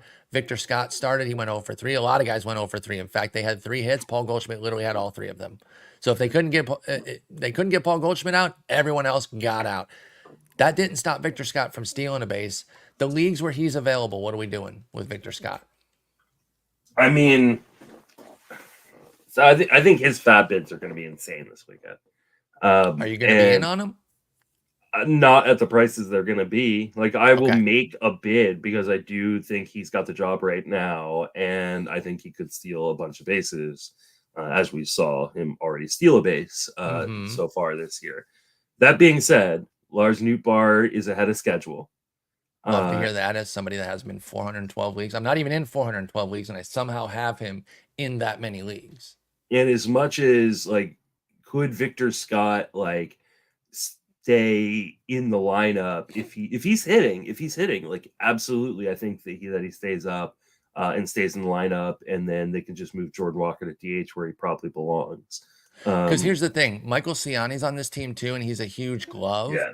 But that's really all he brings, and they're both lefties. So I think the first guy that comes back, like if it's Nootbaar, that doesn't instantly undercut Scott. It's when Carlson comes back. And I know you think Carlson's the worst baseball player ever. You're dead wrong about that.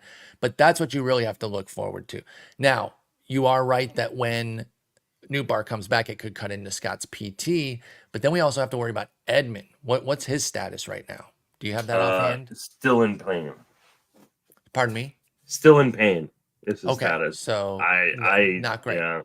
Yeah, not good at all. So because he is the one that I think Dylan Carlson's status is probably more pertinent at this point. I think that's fair then, yes, because he's not expected to have a crazy IL stint here. Yeah, so I caution people. I mean, I can't imagine he's available in a ton of like deeper leagues. 83% roster at the main event, so 17% availability there. And all these leagues at the NFBC, they had a pickup before the season started. So that's why a lot of these guys that were like, oh, wow, he made the team, like they still were able to get picked up in the leagues where he wasn't drafted. But he was also a hot pickup in the, whatever you want to say, like industry leagues or whatever. Like he was kind of a buzzy guy. So people were trying to spec on him, on Victor Scott to begin with. 68% in TGFBI. So gonna be some bids there, and they're gonna be big bids, and I think the big bids could get a little crazy. And what about our 10 and 12 team folks, where it's not gonna be as buzzy and as crazy? Are you in for like a standard bid on Victor Scott? Yeah. I have no problem throwing $20-$30 at him in $1,000 fab league, but. I just don't. I know some people are gonna go crazy. Just don't go crazy because there's a really good chance that in 2 or 3 weeks that he's not on this team. Especially if he doesn't hit well. We don't really know what kind of hitter he's going to be. Yeah. I will say, favoring for next week, only 2 lefties on the docket, bunch of righties. So that could help with Victor Scott. Anything else from this game? Like I said, it was pretty standard. The Stars starred. You ever make a preseason prediction and instantly regret it? Of course. And this is hyperbolic, but I think there is a chance this Dodgers team could win like 120 games. Oh, and were you down on? Were you like kind of? I just tepid on them. I mean, I didn't pick them to win the World Series. I don't think I did either, because that's different than them winning 120, right? I know, but like I think this team, like I did pick them to win the division and stuff like that. Like, and I picked them to be the number one team, dude. Like. I'm sure there has been a top 3 like in like this kind of in this kind of like dude, dominant, but this is the best top 3 in a lineup than I can remember. And I've been, It's you know, I've certainly been the a best I can baseball fan for remember. 20 Yeah, plus years. Like, um, this is unreal good. Like when you're throwing, like, how many pitchers would you even start against the Dodgers right now? Aces only. Like Yeah. my top tier, and my aces, I mean, I'm not just saying your number one guy that you drafted. I'm saying like the top 10 or 12-ish. Yeah. Like this And is unreal good. Like yeah, someone and asked me yesterday in our Discord, like, would you start Miles Mikolas or take a 0? And like it was an instant I oh, take a 0. easy Like 0. Yeah. I want a 0 there. And again, I made some dumbass decisions. I started Patrick Sandoval on purpose, y'all. And I still wouldn't go so far as to start Miles Mikolas against the GD Dodgers. Just Like absolutely not. obviously, like you're not ever going to be in this kind of situation where you could only start an NL West pitcher. Is there an NL West pitcher you would start against the Dodgers? Is it Logan Webb and that's it? Yeah, I mean, you know, I love you, Darvish. So I'd probably still start you, Darvish. Yeah, I I'm did not. start you, Darvish. I don't even think I'd start Logan Webb. I would start Logan Webb. Yeah, I'm still going to start my aces against them, but it's dicey, and probably Gallen too. They have some Gallen, maybe. Yeah, Gallen. You got to start Kyle Freeland, right? I started Kyle Freeland in the league yesterday. I don't even like. I think I put that in my Patrick Sandoval. Like, I understand why you did that. Well, like, no, you thought you he don't. could give you. You don't understand. Oh, wait, is that the league where you had no pitchers? This is a dynasty league in which I am rebuilding. Oh, okay. Oh, so you're tanking. Yeah. So like, okay. But you need innings to like Got meet it. the innings like requirement in the league. Then that's fine. So yeah. I thought you were thinking you could maybe get 5 decent innings, because I'm like, no, but I do get that. I did. Give me 1 second. He was started in 16% of main events. Freeland was? Yeah. Was Mikolas started in any? 28%. Oh, wait, no, that's TGFBI. That's TGFBI. 26%. Oh, my God. What are you doing? Like, that's the thing. It's not even a 2-start or anything, because you can redo it on Monday. So, like, with Mikolas. Mikolas, if you just look at my straight projections, like I should have drafted him in a bunch of leagues, but I saw that his first start against the Dodgers, and I took him off my board in every draft. Wait, based off of 1 start? Yeah. Why? Because he's going to get dropped now, and I can go pick him up. That's a fair point. That we will see some Mikolas drops, which I do think is a bad idea. Because first off, you shouldn't have been starting him. Yeah. And then if you're dropping him because the best team in the league crushed him, like, what kind of overreactionary horse crap is that? So yeah, I think you're right though, and we will pounce. That's the beauty on some of these things, is you can pounce on the early overreactions. So the was it the 1906 Cubs was the best team in history with 116 wins. What is the chance that the Dodgers could do that? I mean, it's probably nothing, right? But like, because 116 wins, but like the fact that like we could have this discussion is insane, and it's not laughable. It's not a laughable discussion. It's not. Like if like, I don't think he will, but if Tyler Glasnow stays healthy and throws 180 innings, Bobby Miller is what we think Bobby Miller is going to be. Yep. Clayton Kershaw is ahead of schedule. Yamamoto's good, right? Like, all of a sudden, like, we get to June, Kershaw's back and is like ostensibly their number 4 starting pitcher. And you've got this lineup, terrifying, dude. And like the bullpen's good too. Like, and they could add to this team, like, of course they're the Dodgers, because they just signed Will Smith to a 10-year deal, which means Diego Cartaya, Dalton like, Rushing. You know, there's some and those guys are available of it is now. Deferred. Exactly. So they don't even have to, worry about that financial as much. I don't know how to say this name. Is it Tyron Lorenzo? He's another catcher prospect that they have coming. 2 of those 3 are likely available as the guys that they can go get the big pitchers with this season if they need a big pitcher or even if they need a big bat for some reason. I think injury would be the only reason they need a big bat because their lineup is disgusting. But yeah, these Dodgers are absolutely bananas. They're so good, it's unbelievable. Let's keep going here though, because weirdly, for kind of a free-flowing conversation here, we're going pretty slowly. Blue Jays Shocking at for the us. Rays. Yeah, I know they win 8-2. Barrios looked good. Eflin started strong and then had a blow-up inning in the 6th. I wasn't watching, so I didn't see it. This Our was boy Jason bad Collette. team management. This is Okay, really hit me bad with team it. management. Yes, like he did give up, a bunch of home runs and stuff like that, but like they probably should have pulled him after the first. It was pretty clear he was a little gassed, that he's not completely built. They should have up. pulled him after the first homer, you're saying? 'Cause Yeah, he after the first. gave up- Yeah, after the first home run in the 6th. Like it just they should have pulled him. They didn't. Especially a team that is known for, Yeah. being tight on things. And you would think opening day with their ace, like, okay, hey, let's not run you into the ground. I guess he still only threw 81 pitches, so they're thinking, oh, he's fine. But Mhm. he ends up giving up a third homer, a second in the inning, a third for the day. Springer, Vlad Jr., and Biggio got to Eflin here. So bad outing, obviously, you're not making anything actionable off of it. No. It's just a bummer.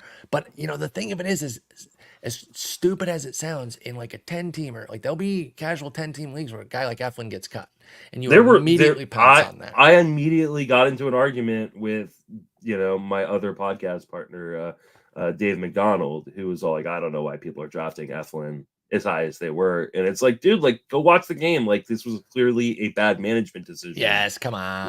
Come on, Dave.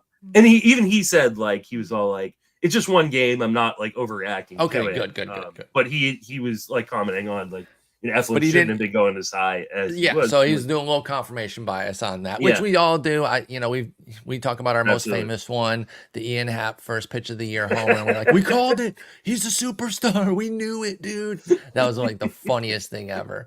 Yandy Diaz goes yard. He was a guy I had a blind spot for. Was he underdrafted? He's coming off 2 excellent years. I don't think he was underdrafted. I think he was Okay. very fairly accurately drafted. Yes, he definitely has more pop than he used to, right? He's learned to elevate Sure. a little bit, but he goes through stretches where he doesn't elevate at all. Yeah, it didn't last all year last year with the elevation. You might think that he actually has an advanced degree, which he doesn't, because it always says DTD behind his name. Like That's pretty funny. That's a good. I never heard that one before. That's a good one. I just made it up. That's clever. He's one of those guys that's really frustrating a roster because like you go into a weekend series and you go, I don't know if I can use him because he is nicked up. He doesn't Yandy miss a gets ton of nicked a lot. time, but he's a very frustrating person to roster. He only fits certain bills because like he doesn't steal any bases. Like it's not prodigious power where you're like getting 30 home runs from him, but it's like batting batting average. average, Always a scary bet, even on guys that it's proven for. You're still like, well, one bad BABIP year and he's hitting 256 the way he did in 2021 for Yandy Diaz. So I get it. Okay. The hard part in a draft too is like there's always somebody who's going to be willing to reach for him because their batting average is so bad. And True. So I did. There were a couple leagues where I got him like hey, I drafted Kyle Schwarber. Now I need to fix Kyle Schwarber's batting average. It is a good pairing, by the way. Those two are a nice pairing. But the problem with that pairing is if Yandy Diaz has a long-term injury, all of a sudden you don't have that guy to offset. Yeah. No, I think that's totally viable and fair there with Yandy. I just wanted to ask because, like I said, another guy that a little bit of a blind spot, never really considered him, ranked him within where everyone else was, but never was really considering him. But it's because that profile scares me, and then you throw in the fact that he is nicked consistently. That's annoying too. Were you sipping on some bathwater yesterday when George Springer went yard? Always, in honor baby. of him. Yeah, that's your boy. I didn't draft him much anywhere either, so I don't have him. But you are a long-term fan. You still get to get the association because you love that guy. For those who don't know, Justin had a shirt that said, "I drink George Springer's bathwater." Yeah. from back in the original FWFB days when we all thought George Springer was going to be a 40 homer, 40 stolen base guy coming up from the The minors. steals didn't come, but he was an amazing player. My dad thought that was the funniest thing ever. He didn't understand it at first when you named your team. He's like, "What is George Springer bathwater?" He's like, "It means you love him so much you drink his bathwater." My dad howled with laughter at that. He loved that joke. I love Really, really I love the appreciated T-shirt. that. I still got the T-shirt. So, I still have mine. yeah, it's a great shirt. So I do love Springer. I don't have him anywhere this year. I just So always you love him kind from of afar now. yeah, but he's That's just one of fine. my guys. So yeah. Nothing wrong with that. Anything else in this game? So the Eflin management was annoying, but everything else kind of played out. You know, Caballero got caught stealing, but I like that he's going. Siri got a stolen base. We know what he can be, power and steals, but long bouts of nothingness. Nothing else really jumps out to me in this one. What about you? No, not really. I'm more interested in this team to seeing like how the day-to-day lineups go. Yes. You know, So we is need more Justin data on Turner a full-time DH? Is Alejandro Kirk going to get DH days on his off days as a catcher? Like, That's a good you question. know, those are kind of the questions I'm looking at with Toronto. And with the Rays, I think the Rays are the Rays, right? Like they're going to platoon guys, they're going to move guys in and out. You kind of know the deal with them, and you adjust appropriately. Reds win 8-2 against the Nats at home. Montas, excellent, but it was the Nats. So, I've loved Montas. That's been clear for years. But he goes from Oakland and New York. That was a little scary enough. Now from New York to Cincy. I know he was great here, and it was at home. I still don't really trust it, but he is going to be a shallow league guy available in shallow leagues with Frankie Montas. Let's see what he's got lined up for next week. It will be a start at Philly, so another potential homer haven. Let's start with Montas coming off a 6 shutout in shallow formats where Montas is going to be available. Are you interested? Probably not. Okay, did you watch much of his? Did you watch? Okay, he was not overwhelmingly good or anything like that. So was taking advantage of a crap team? I think part of it was he was fine. Like there was nothing he wasn't bad or anything like that, and he just got lucky. But he was just kind of mediocre. And mediocre in Cincinnati's ballpark scares the crap out of me. Yes. Especially with his pitches can be sometimes hard to command. So 33% rostered at Yahoo. So that's why I'm saying he could be a guy that I think he was a great streaming target this week. And I think he's one of those guys that I would not start him in Philadelphia. No, I wouldn't either. That'd be too scary for me. Yeah. I just don't want to start him anywhere where it's scary. And I didn't mind specking here because it was Washington, but at home is where I'm really scared of Montas consistently. So, okay, good point there. A guy that everyone's going to be asking questions about. Do I buy into it? Somebody every single year, I guarantee this happens every year. Some rando has a huge game, multi-homers or multi-steals or a combo meal. Nick had asked me about it on the stream yesterday. He's Martini. Nick Pollock was all oh, do I pick up Nick Martini? No, he's a 33-year-old. He will play a little bit here and there. And he 2 does bombs, have by the way, for those that don't know, hit 2 homers against Josiah Gray, which, hey, hitting a homer off Josiah Gray, they should only count half anyway. Actually, let me ask you, what do you think his career average is against right-handed pitching? Against righties? I mean, he's a lefty. He is a lefty. I do know that. So I'm going to say I don't know, 260 or something. I don't know if you're asking and then it's going to be shockingly high or shockingly low. So I'm just going to play the middle and say 260. 288. Okay, so he can hit against righties a bit. Nick Martini can. And he's also 33 with 330 career at bats against. Exactly. By the way, or maybe how crazy is it that all we talked about all year is where's everyone going to play for Cincinnati? And now Nick Martini is the starting DH. This shit plays itself out. Okay, well, let's say he has another multi-hit game over the weekend. Looking at their schedule next week, they get bookend lefties. They get one on Monday and one on Sunday, and then 4 righties in between. I think that, love for Nick Martini. I think he will not even be on my fat bid list. I don't think he'll be on mine either. Yeah, this is a guy who had 8 career home runs entering yesterday. He's got 10 now, baby. Yeah, Josiah Gray, Quick like, maths. anybody can hit home runs off him, especially in Cincinnati. True. In Cincinnati. Yeah, exactly.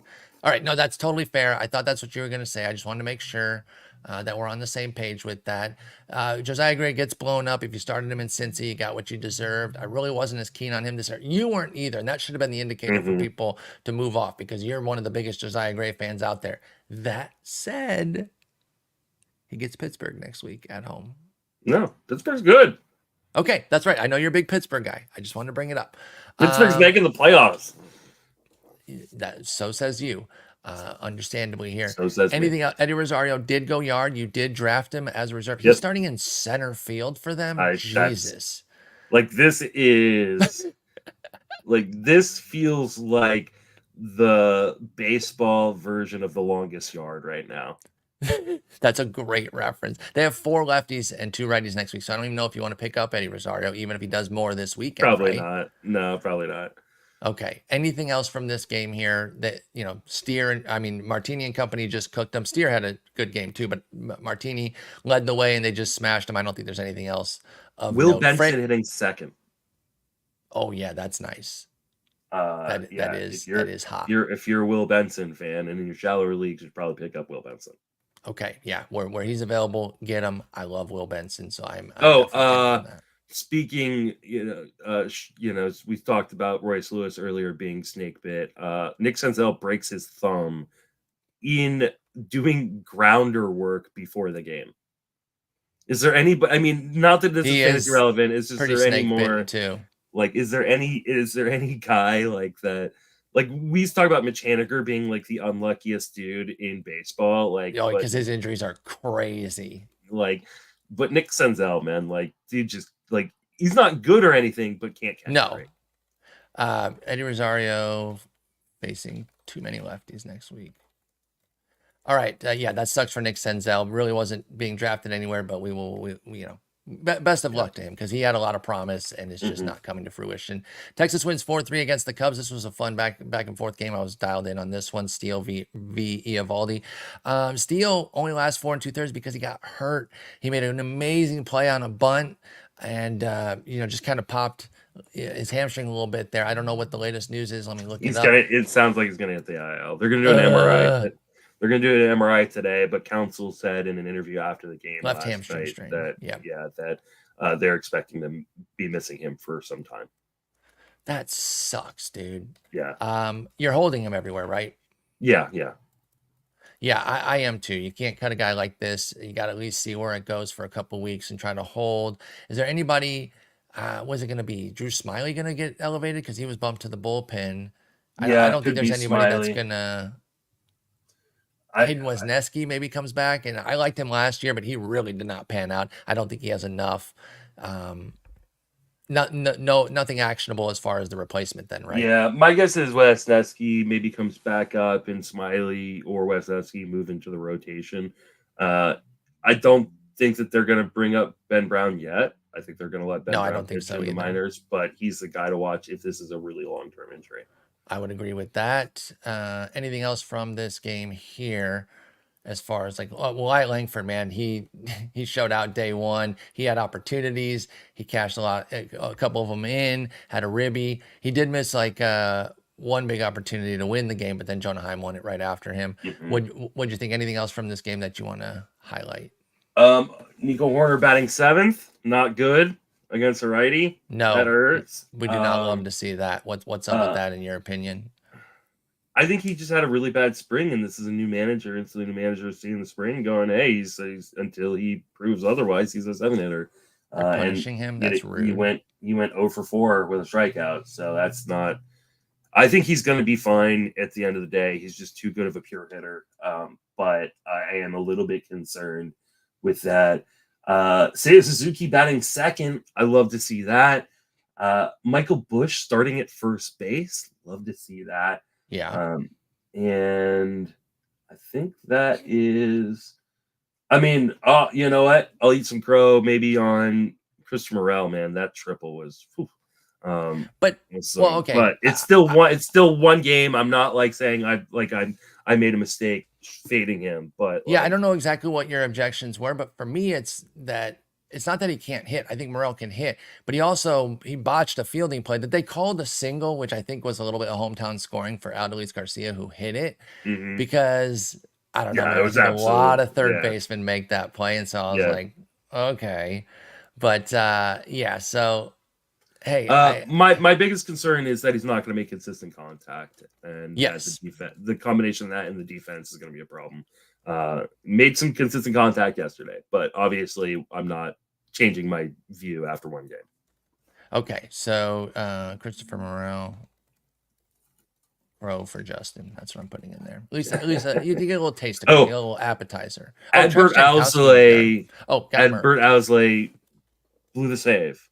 There has You, been some. you There gonna are act some on that? people who, yeah, there are some people in the industry, and just in the high stakes world itself, who have been saying that like, oh, Owsley could lose this job.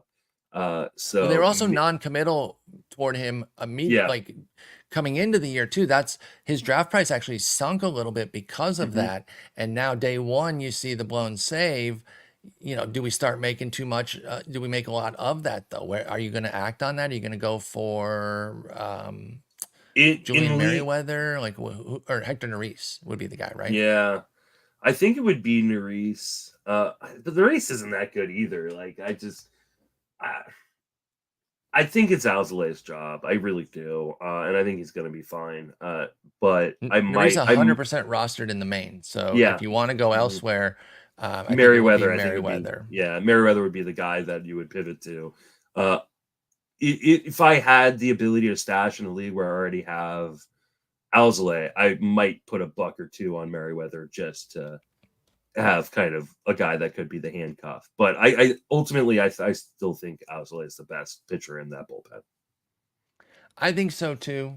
I am a fan, but it is unfortunate when you pair the fact it's not just the blown save, it's the fact that they weren't Mhm. wanting to commit to him coming into the year with Alzolay, and then he blows the save. And it was Yeah. Neris before him. Merriweather actually pitched after Steele to finish that inning, so he's kind of far from it. Is Yency Almonte somebody to spec on? Maybe I don't think so. I don't necessarily either, but I don't know. Merriweather finishing off the fifth there says that maybe he's not that close to it. He is next in line behind. Oh, actually, wow, this is interesting. I'm looking at reliever recon here. They list Merriweather as the stopper behind Owsley, and then Neris as the stealth option. Hmm. But the main event disagrees. Like I said, Neris is the 100% rostered guy. Yeah. So that's kind of I interesting. honestly think it would be Merriweather next up as well. So Okay, that I would be tend to my think so spec too. if I would. On the other side of things, uh, Jose Leclerc gave up an earned run Hmm. in this one, and they waited a really long time to name him the guy. And Um, Robertson came in, got out of a little bit of a jam, couple mhm. walks. Speaking of Morel, almost hit a grand slam. I don't know if you're watching this.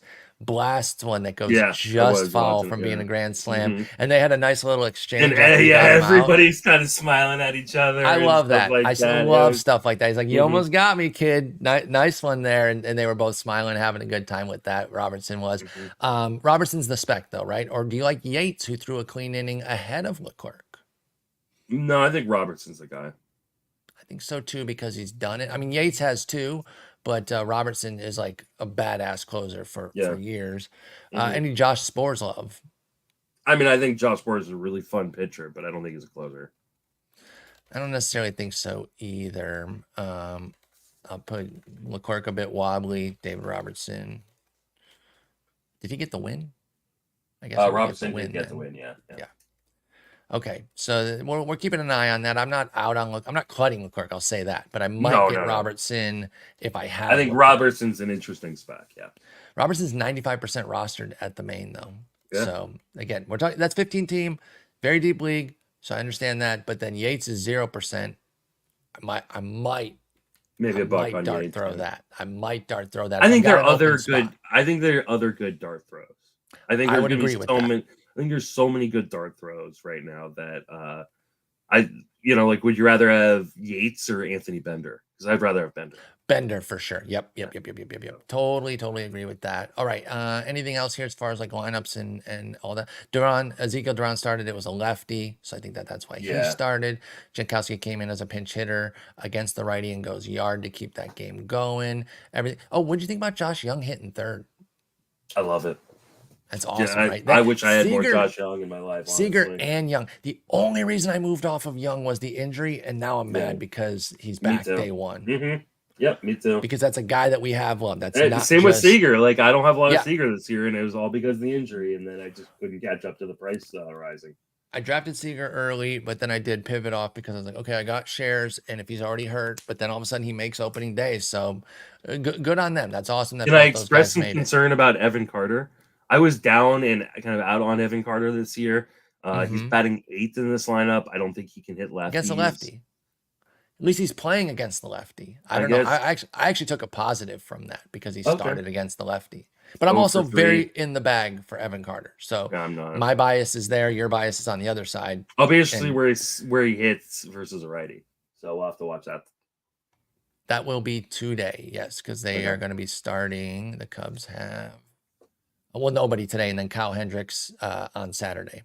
But then Jordan Wicks on Sunday. If he starts against both lefties, if he starts Sunday, Evan Carter, against Jordan Wicks, I will be very pleased by him starting against both lefties.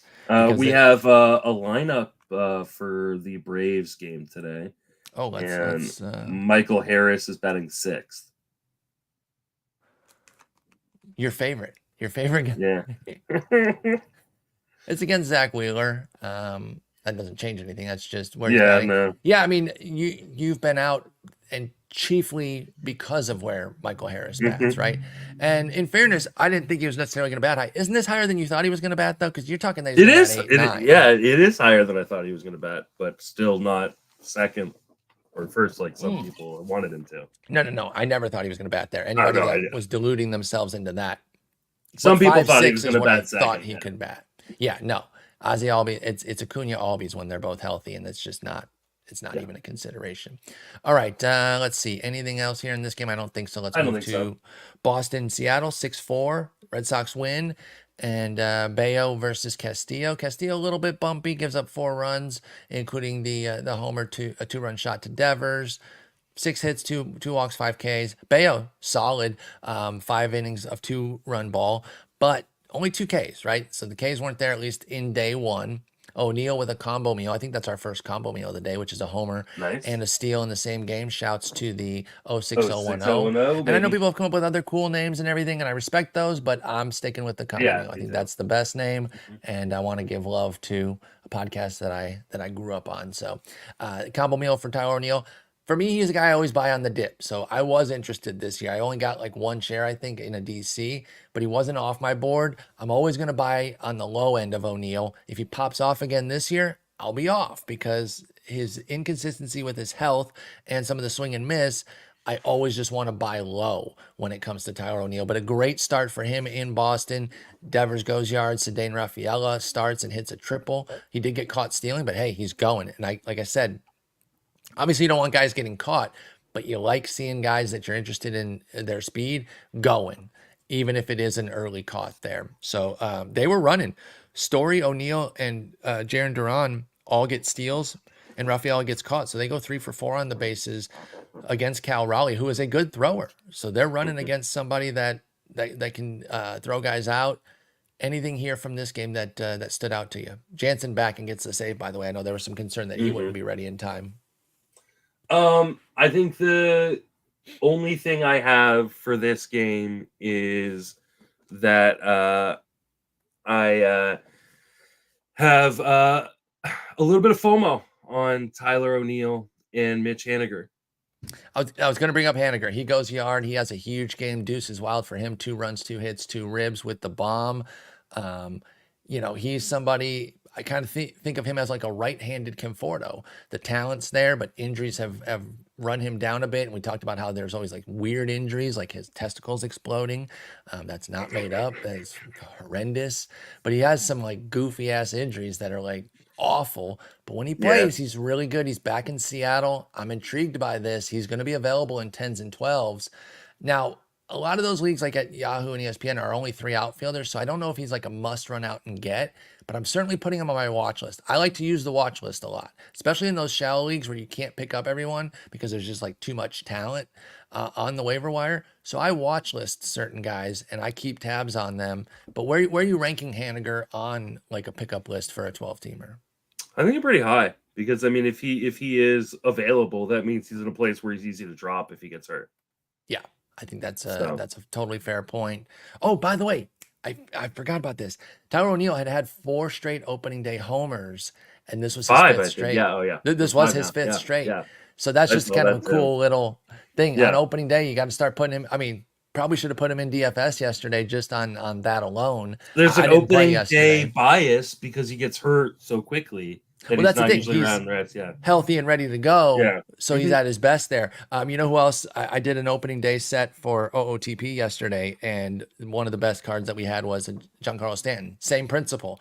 He's at his best opening day because he's healthy and ready to go. So it does make sense there. But yeah, not a lot of key takeaways from this game. Dylan Moore hits a homer. He started against a righty. Oh no, excuse me, that was pinch hit. That was pinch hit, and it was against Joely Rodriguez, who's a lefty. Okay, so that fits. He plays against lefties. He's a short side guy. But anything else from this game? Nope. All right, we're I don't think flipping so. over here, and we're going to talk about the massacre. Arizona, 16-1 against the Rockies. 14 runs in the 3rd inning. Kyle Freeland gives up 10.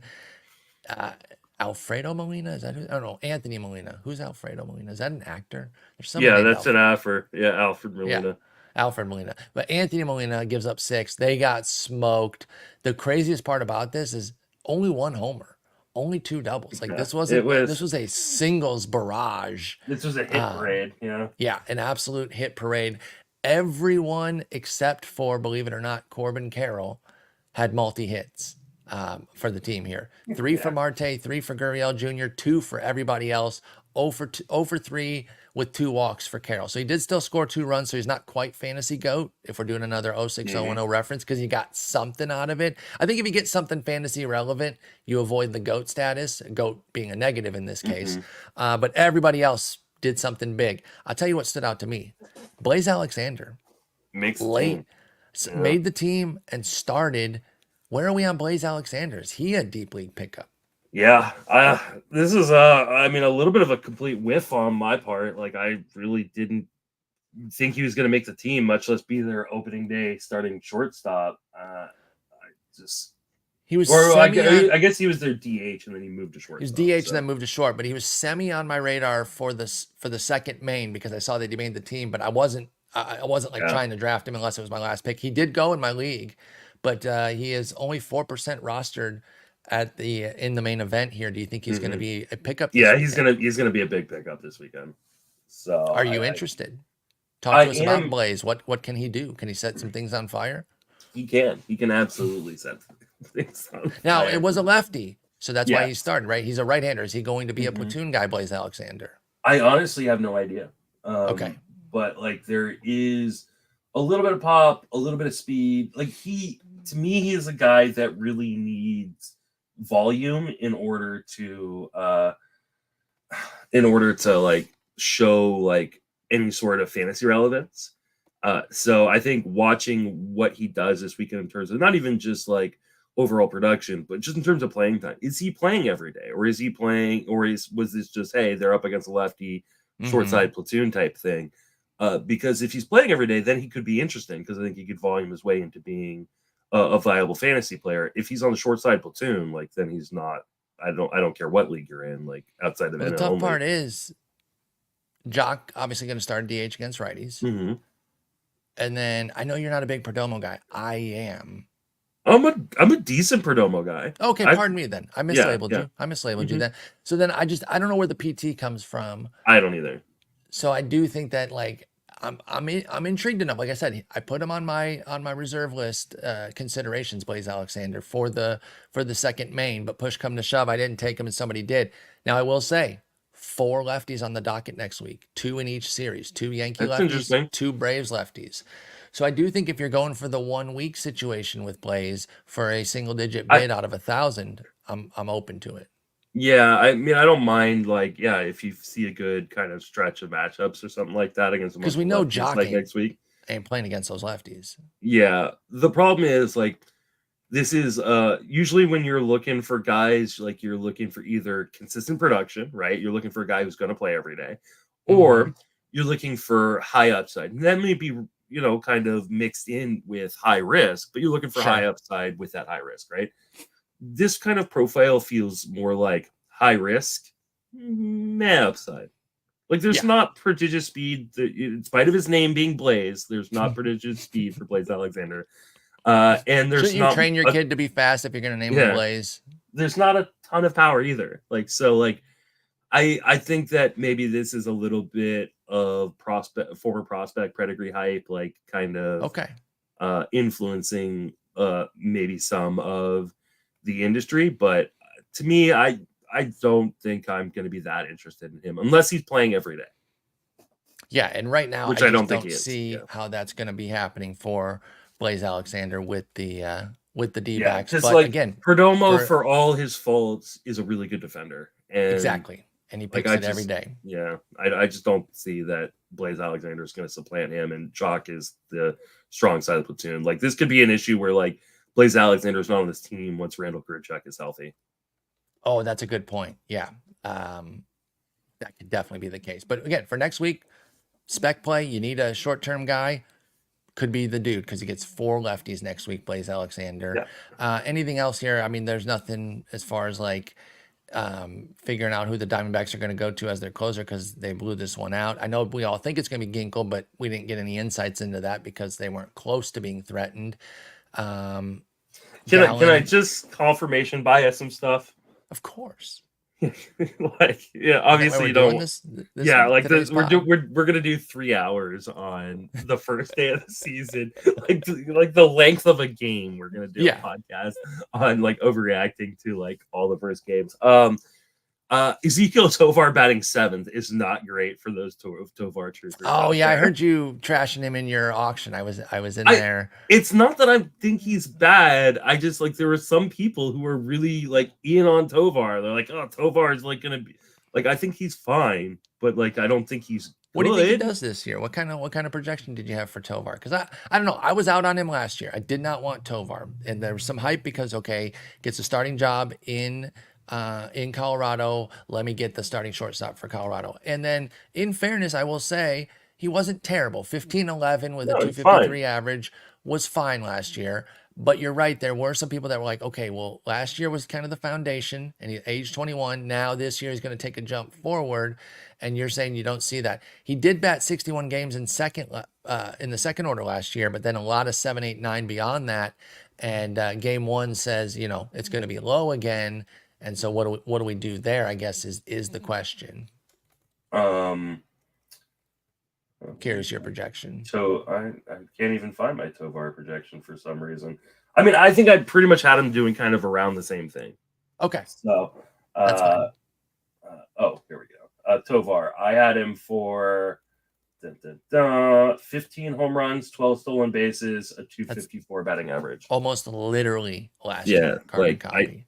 I just, like, I think he's fine. Like, but, like, this idea that he's gonna, like, be this star, like, I think is. My issue is he seems like a slappy type hitter who isn't a Mhm. slappy type hitter. 27% K rate, 17% swinging strike Yeah, rate.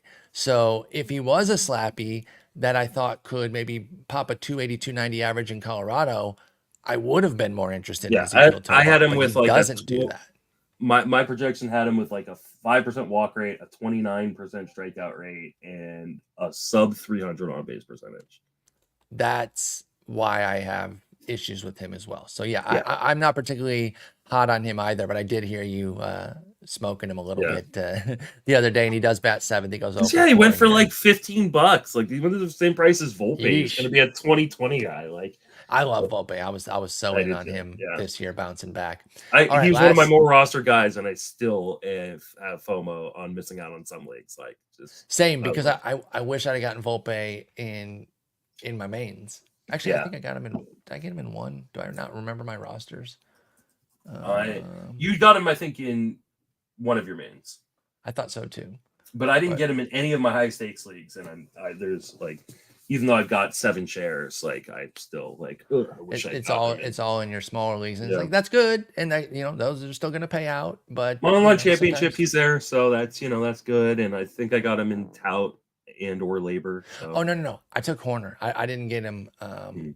I went Horner Adames in my Adamas first is main. sick, yeah. I love Adames, so And I'm that's not part of the upset there. reason why I passed on Volpe on a couple leagues was like I've got I love Adamas and he goes cheaper. Like so. I got Volpe in TGFBI. I got him in my draft champions.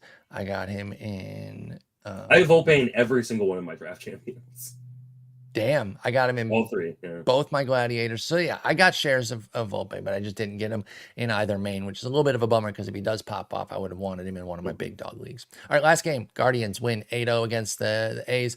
I stand by the Alex Wood start. Again, the Sandoval one, roast me. I'm a dumbass for that. I was starting a guy that I love. Dropping Alex Wood. Trying to get right? lucky. Well, yeah. Because, I was like, okay, if he could do something here at home against a mediocre team, cool. I'll play it week to week and see what's what. He gets Boston next week, and I don't love Boston, but I don't want to start him, even at home. And yeah, he's so throwing like 91. Like seeing him get murked by this team, and it wasn't even. I mean, it was like a singles parade. In fact, one of them was like such a lame hit. The Rocchio one was like so unimpressive, but like, okay, whatever. It all counts the same. So yeah, I am going to cut Wood. I think he was quite literally my last pick. I took a shot with it. It failed. Bieber was excellent. Now he was buzzing up the board. He was a late riser. We talked about him in one of our shows. 6 innings of scoreless ball, 4 hits, a walk, 11 Ks. It is, of course, Oakland, so you expect this, but he did not disappoint. 18 swinging strikes on 83 pitches. Bieber looked exactly like you need him to feel confident.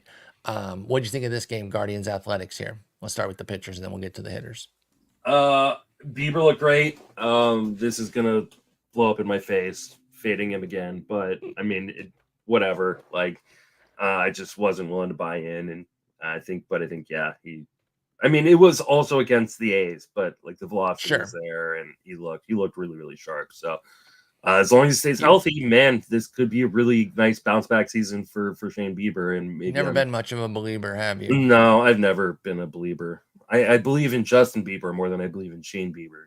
How dare you, brother? How dare you? Josh Naylor gets caught stealing. Let's get into some hitters here. Josh Naylor gets caught stealing. Although, I keep bringing up these guys who get caught.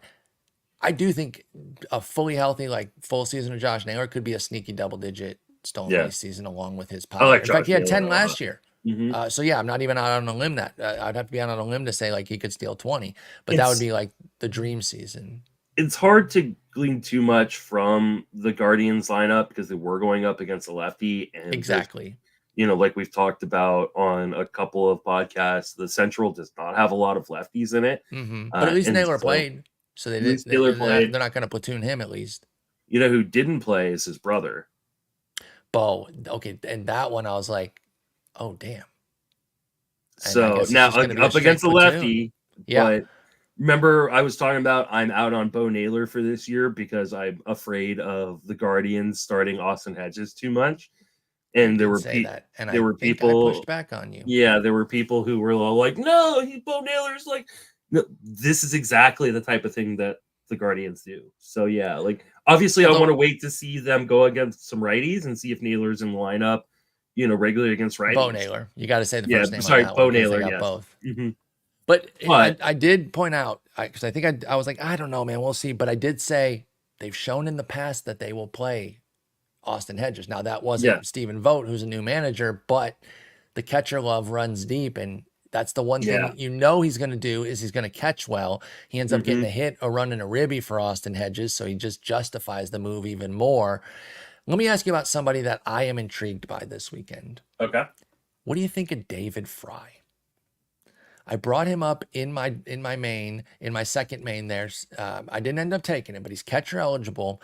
He made the team here. He's not going to have to catch. So he's a catcher eligible utility guy. Now he started against a lefty, and he might only be a platoon guy, but he had a big game, 3 for 4 with 2 runs and a ribby. I don't know, man. It's probably confirmation bias of seeing this guy do things, but I swear every time I watch a game that David Fry plays in, He does something. He was my replacement for Jonah Hyman, my main last year, and actually was pretty good. Because he had a nice run. I Yeah. don't know. I'm kind of intrigued by this in a 15-teamer. If you need a second catcher, like if somebody blew up, or I'm trying to think of like who you can have that you're already looking to replace your second catcher.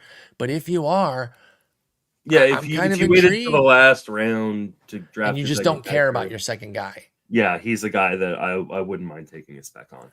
Now, we'll get a lot of info next week. Here's the thing, though. If you like David Fry, I think you go for it this week. Because if he plays, say, 4 games out of the 6 next week, they're all righties. But if he plays 4 of them, then everyone's going to be in on it. So I think you jump now if you like him at $1 or $2 and then see what happens. And if he ends up being a straight up platoon, then you can say, okay, this is a short side platoon utility guy. No, thank you. But I do think this could be kind of interesting for David Fry if they give him some actual burn, because he can bounce around. Like Will Brennan right now is slated in to be the verse righty DH. I think he will be. I mean, I do think that this is probably a short side. Why does he have to be? Like, what's he doesn't have Will to Brennan? There's not much that's great about Will Brennan. There's not much that's great about anybody on this team for the most part, other than the actual studs. I actually think Jimenez could have a huge bounce back. Ramirez is a god. Josh Naylor, both Naylors. I actually think Ramon Laureano could be sneaky decent. Laureano was batting 3rd in this lineup yesterday. I do like Brian Rocchio, even though I roasted his 2-run singlets just because I was a bitter Berry because of it was against Alex Wood. But I do like Rocchio. He plays every day. So I don't know. They have some intriguing guys. Jimenez was batting low, but that's because, Jimenez and Laureano probably switch versus righty, right? In terms of hope so. Lineup slot. Yeah. What is today's starter? Stripling. Okay. So going up against righty. So we'll get to see. If it doesn't get rained out, it is raining currently here just about an hour north of Oakland. So it may get rained out today. If Fry starts against a righty today, what are you doing with that? I'm adding him as a catcher spec in leagues where I punted my second catcher spot. And this is 2 catcher leagues really because single catcher's too deep. And you can make a case that catcher's too deep in 2 catcher leagues, but I am intrigued by David Fry. 4 homers, 2 steals, and 113 plate appearances last year. Just like one of these guys that just looks talented. He looks the part. There's not a ton of numbers I can point you to, but I'm keeping tabs. We love non-catching catchers. Right? Exactly. That's why I took Gary Sanchez as my second catcher my second main. Yeah, because I was watching when you did that, and you freaked out because someone was like, "He's hurt." Oh yeah, they tried that. They're like, "Hey, he's hurt." I was like, "No, he's not." What? Someone deked you. Yeah, and I fell for it hook, line, and sinker. All right, as a non-catching catcher, what else did we talk about in this game? Alex Wood gets blown up, cut his ass. Anything else here? JJ Bleday batting 4th is interesting. I love that guy from his. Sorry, batting 3rd. Went 2 for 4. Against Bieber. 2 of the 4 hits. 2 of the 4 hits. Oakland is so bad. I know. So bad. They're so horrendous. And Ryan Noda leading off is interesting too. I actually took Ryan Noda as my last pick in that main. He gets on base. But yeah, this is a really, really, really, really, really, really bad team. It is. I cannot pretend otherwise. I will say this. Oh, one more. Yes. Go ahead. Sorry. Well, I was gonna say while I agree they are a bad team, I don't know that they're another 100 loss, but I've lost on that against you before, so I'm not trying to bet it. Yeah. I just think I don't know if I would bet it either, but I think they're more competent this year, but they're still a bad team. This is a very bad team. High 60s, low 70s win type team. Which means they're a stone's throw from 100 losses. All right, I think that's... Esteury Ruiz did not start this game. Lawrence Butler started over him. Oh, you know what? I'm glad you brought him up because I got some people talking Lawrence Butler. Yeah. When I was bringing up the Noda pick in my main, people were saying, "Well, what do you think about Lawrence Butler?" I'm kind of intrigued by him in a David Fry capacity, where I can't give you a bunch of numbers that tells me why, but he looks like a player. So it's all about whether or not he can make contact, right? Like he has done it through different levels of the minors, but in Double-A in last year he had a 19% strikeout rate, Triple-A had a 19% strikeout rate, but he's also had like 30-40% strikeout rates in other stops in the minors, and then his stop in the majors last year it was 27 with a 3% walk rate. So Yeah. there is pop in the bat, and there is a decent amount of speed. I mean, we have him as like a 70 grade raw power. Yeah, this is Lawrence Butler for Oakland, by the way, that we're talking about here.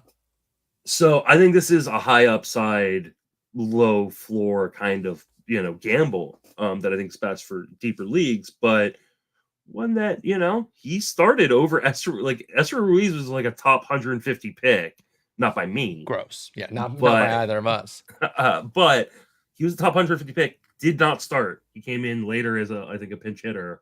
Yes, for Butler.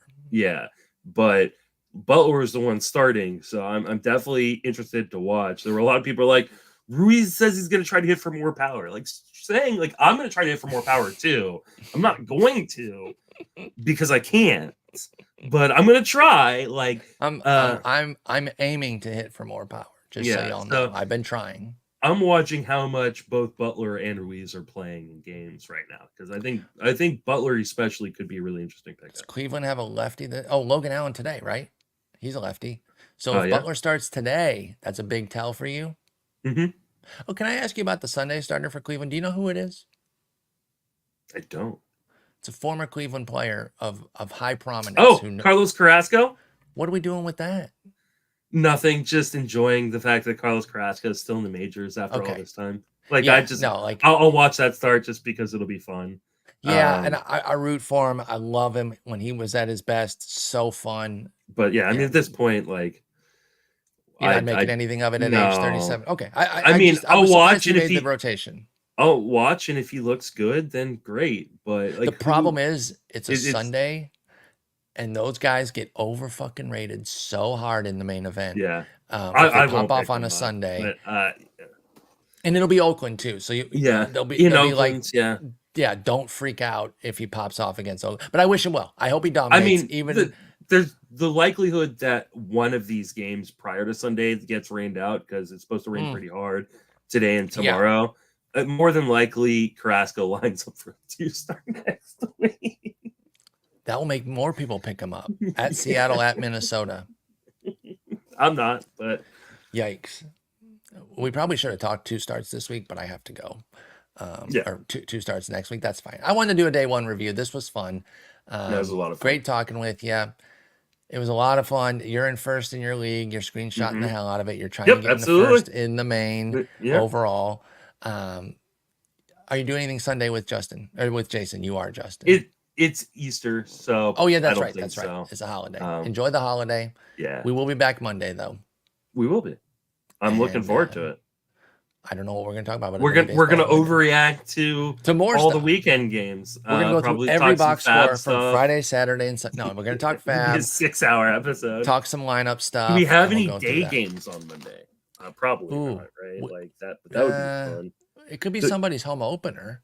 Oh, that might be. Let's see. I'm looking. We do 110 White Sox. It's not their home opener, but we do have 2 day games at 110 and 120. Then a 305.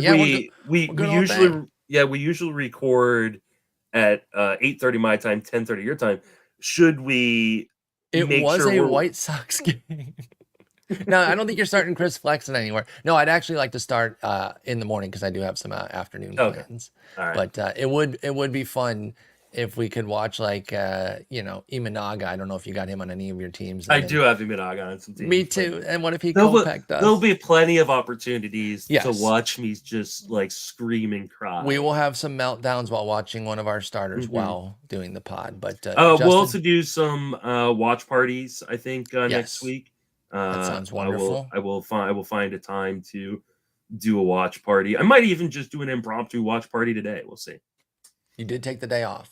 I'm just sitting in my office writing and watching. You did get 2 day games, thankfully, because of the makeups. So you got baseball all day that you can kind of spread out and figure out what you want to do. I tell you that Rodon Javier might be one to do. Although, do you have Apple TV? That's an Apple TV game.